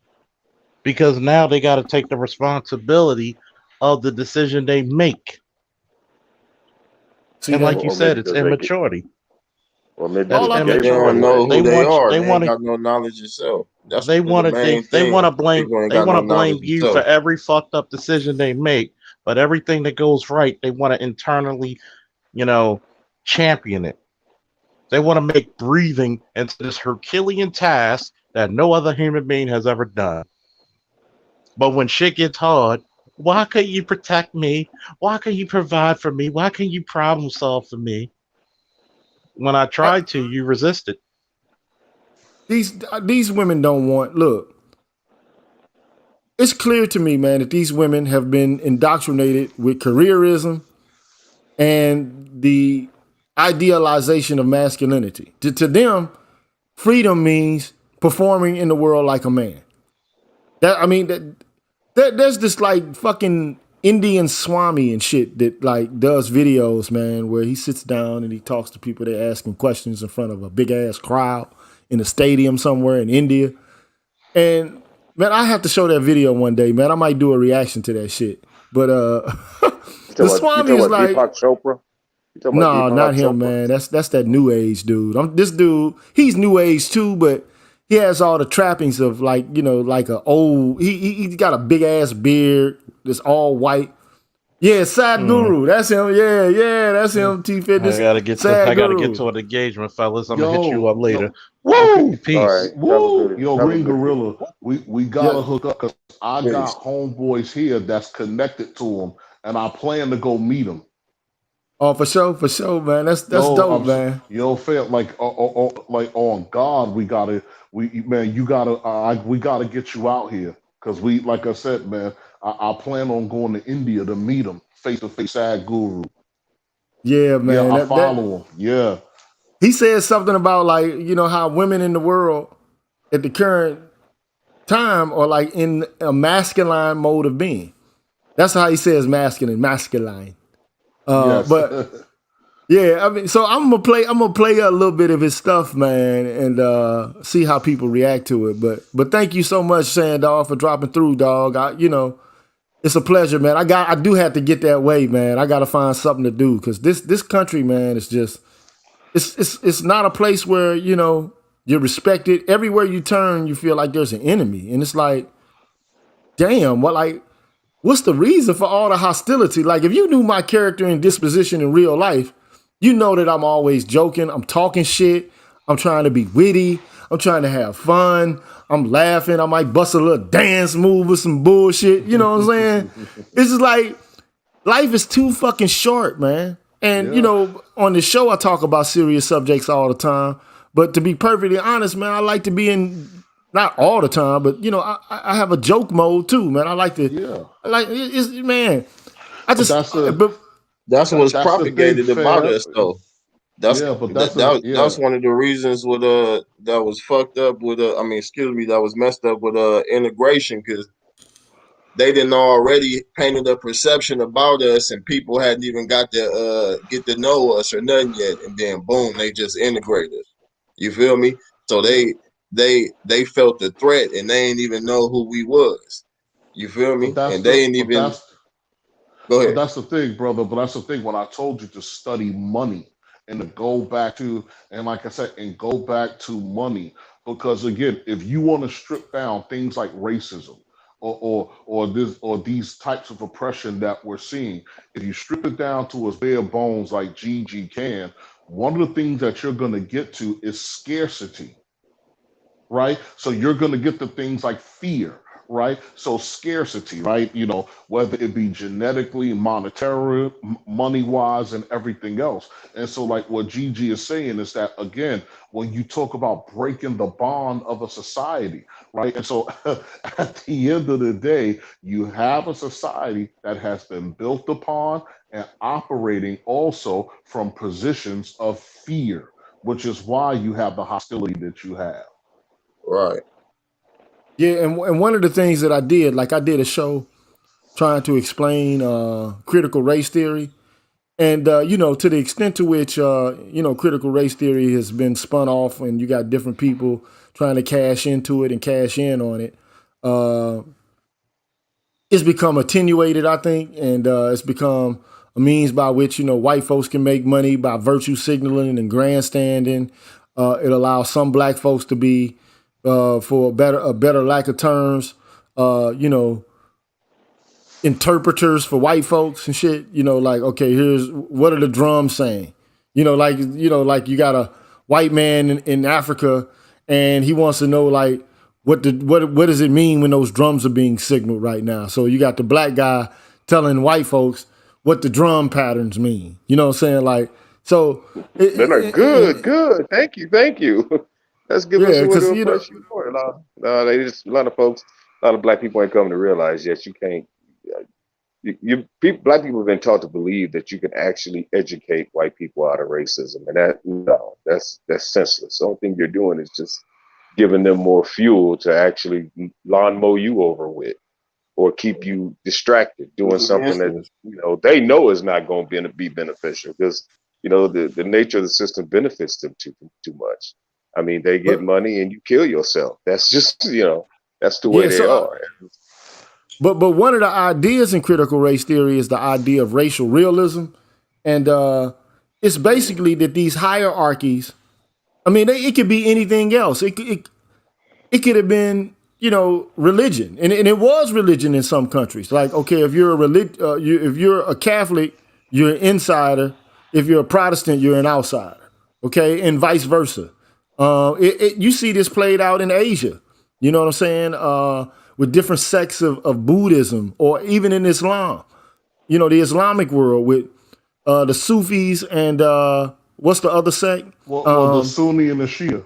The Sunnis and the Shia, and so which have references to different caliphates and their belief systems and how they come into tension with each other. But at the end of the day, it's all about hierarchy and who gets what benefits and who takes on burdens. And it's about who gets status, who gets jobs, who gets entrance into schools, and who gets access to resources and who doesn't. So it's about materialism. And that's the financial component I think Sandog was talking about. The concept of realism, nations basically make up categories in order to make sense of or to rationalize the exploitation of certain people, man. This is just how the game goes. It could be, you're Irish, so fuck them. You know what I'm saying? It could be a different ethnic group. It could be, you speak a different language. It could be a whole host of things. But, I don't want to run, it's almost, we getting at the 3 hours and 30-minute mark. We're a little bit past that. But I want to thank you brothers for joining me, man. And, I know this whole thing was about the baby, and we kind of went way off. We went on what's called intellectual drift. But to tie it all back together, the baby said some pretty insensitive things, but damn, I mean, the idea that he should be subjected to social ostracization and banishment on account of it, to me seems a little bit immature. It's precisely as you got a whole bunch of white gay people, man, who still practice racism, and nobody's calling them out on that shit, and for the most part, canceling them motherfuckers. Like, when was the last time you heard of a white gay guy being canceled for some racist shit? Yeah, because they might, ideology not gonna do that. Because most people would feel. Sorry, yeah, you got to be careful because again, ideology is the new religion, right? Or it's the new path to tyranny, to execute tyranny. Actually, that human instinctual maladaptation that will to power, as they will call it, that makes people practice tyranny and all in any form that they can to get it actuated. And that's all that you see. I mean, the brother, the baby, he made a comment, that can be utilized by certain alphabet people to execute a form of tyranny, or the social subjugation of a certain specific group of people, specifically black men. Then they're gonna wield that weapon. They definitely, if they have the capabilities to wield that weapon. But hey, you know what? They do got the capabilities. They working within their system. But a lot of times people, like in the case of the baby, I ain't really followed up too much on it, but I heard he apologized So the thing is that black men, you have to be girded to the extent to where you don't need to apologize. You got the mental capabilities to fight back and bring light to social movements and will, like the Black Manosphere, that has the intellectual power to be able to counter those narratives and give some backing to that brother in that moment, because the only thing they're doing is using him as a simulacrum of or an image of black men in general.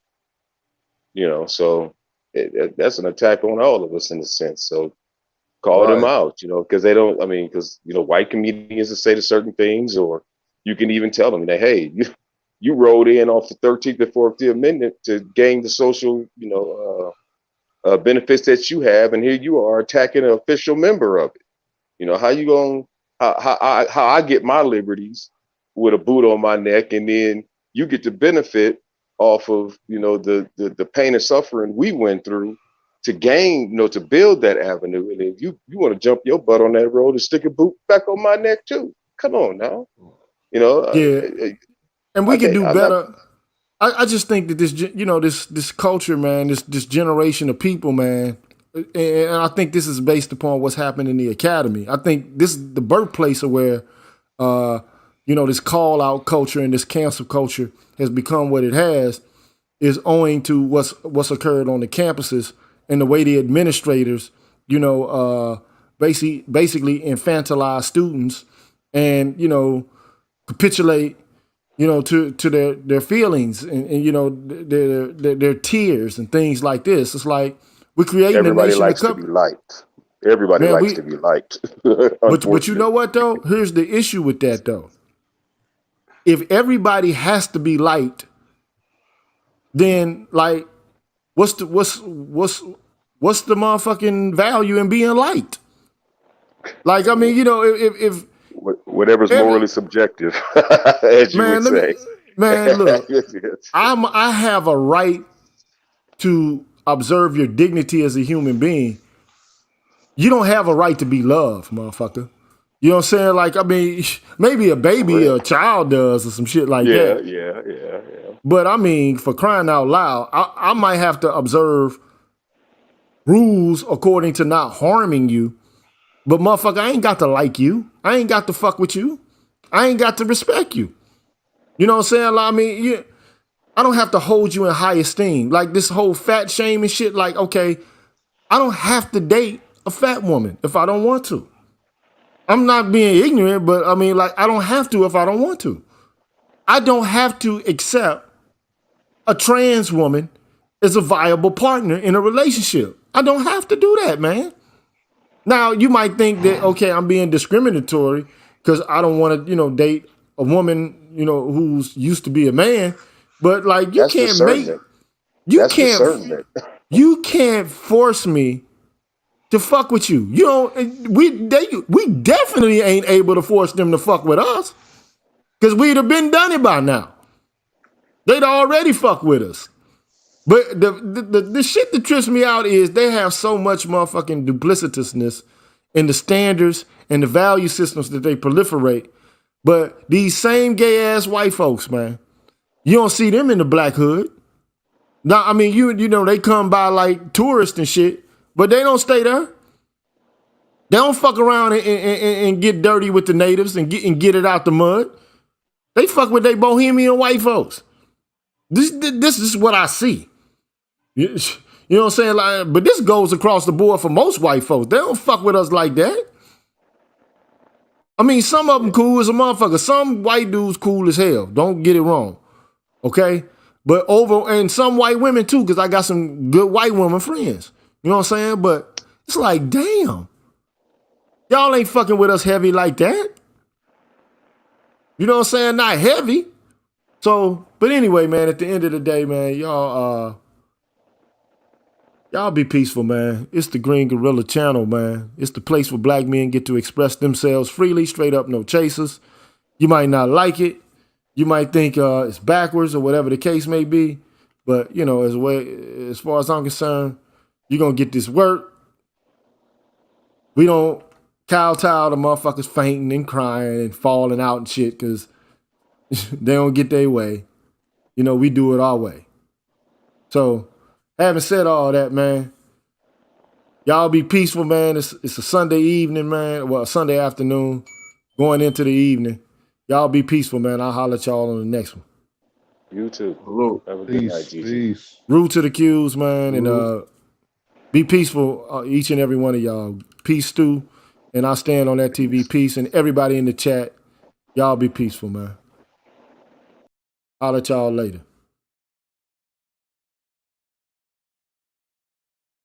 We about this thing.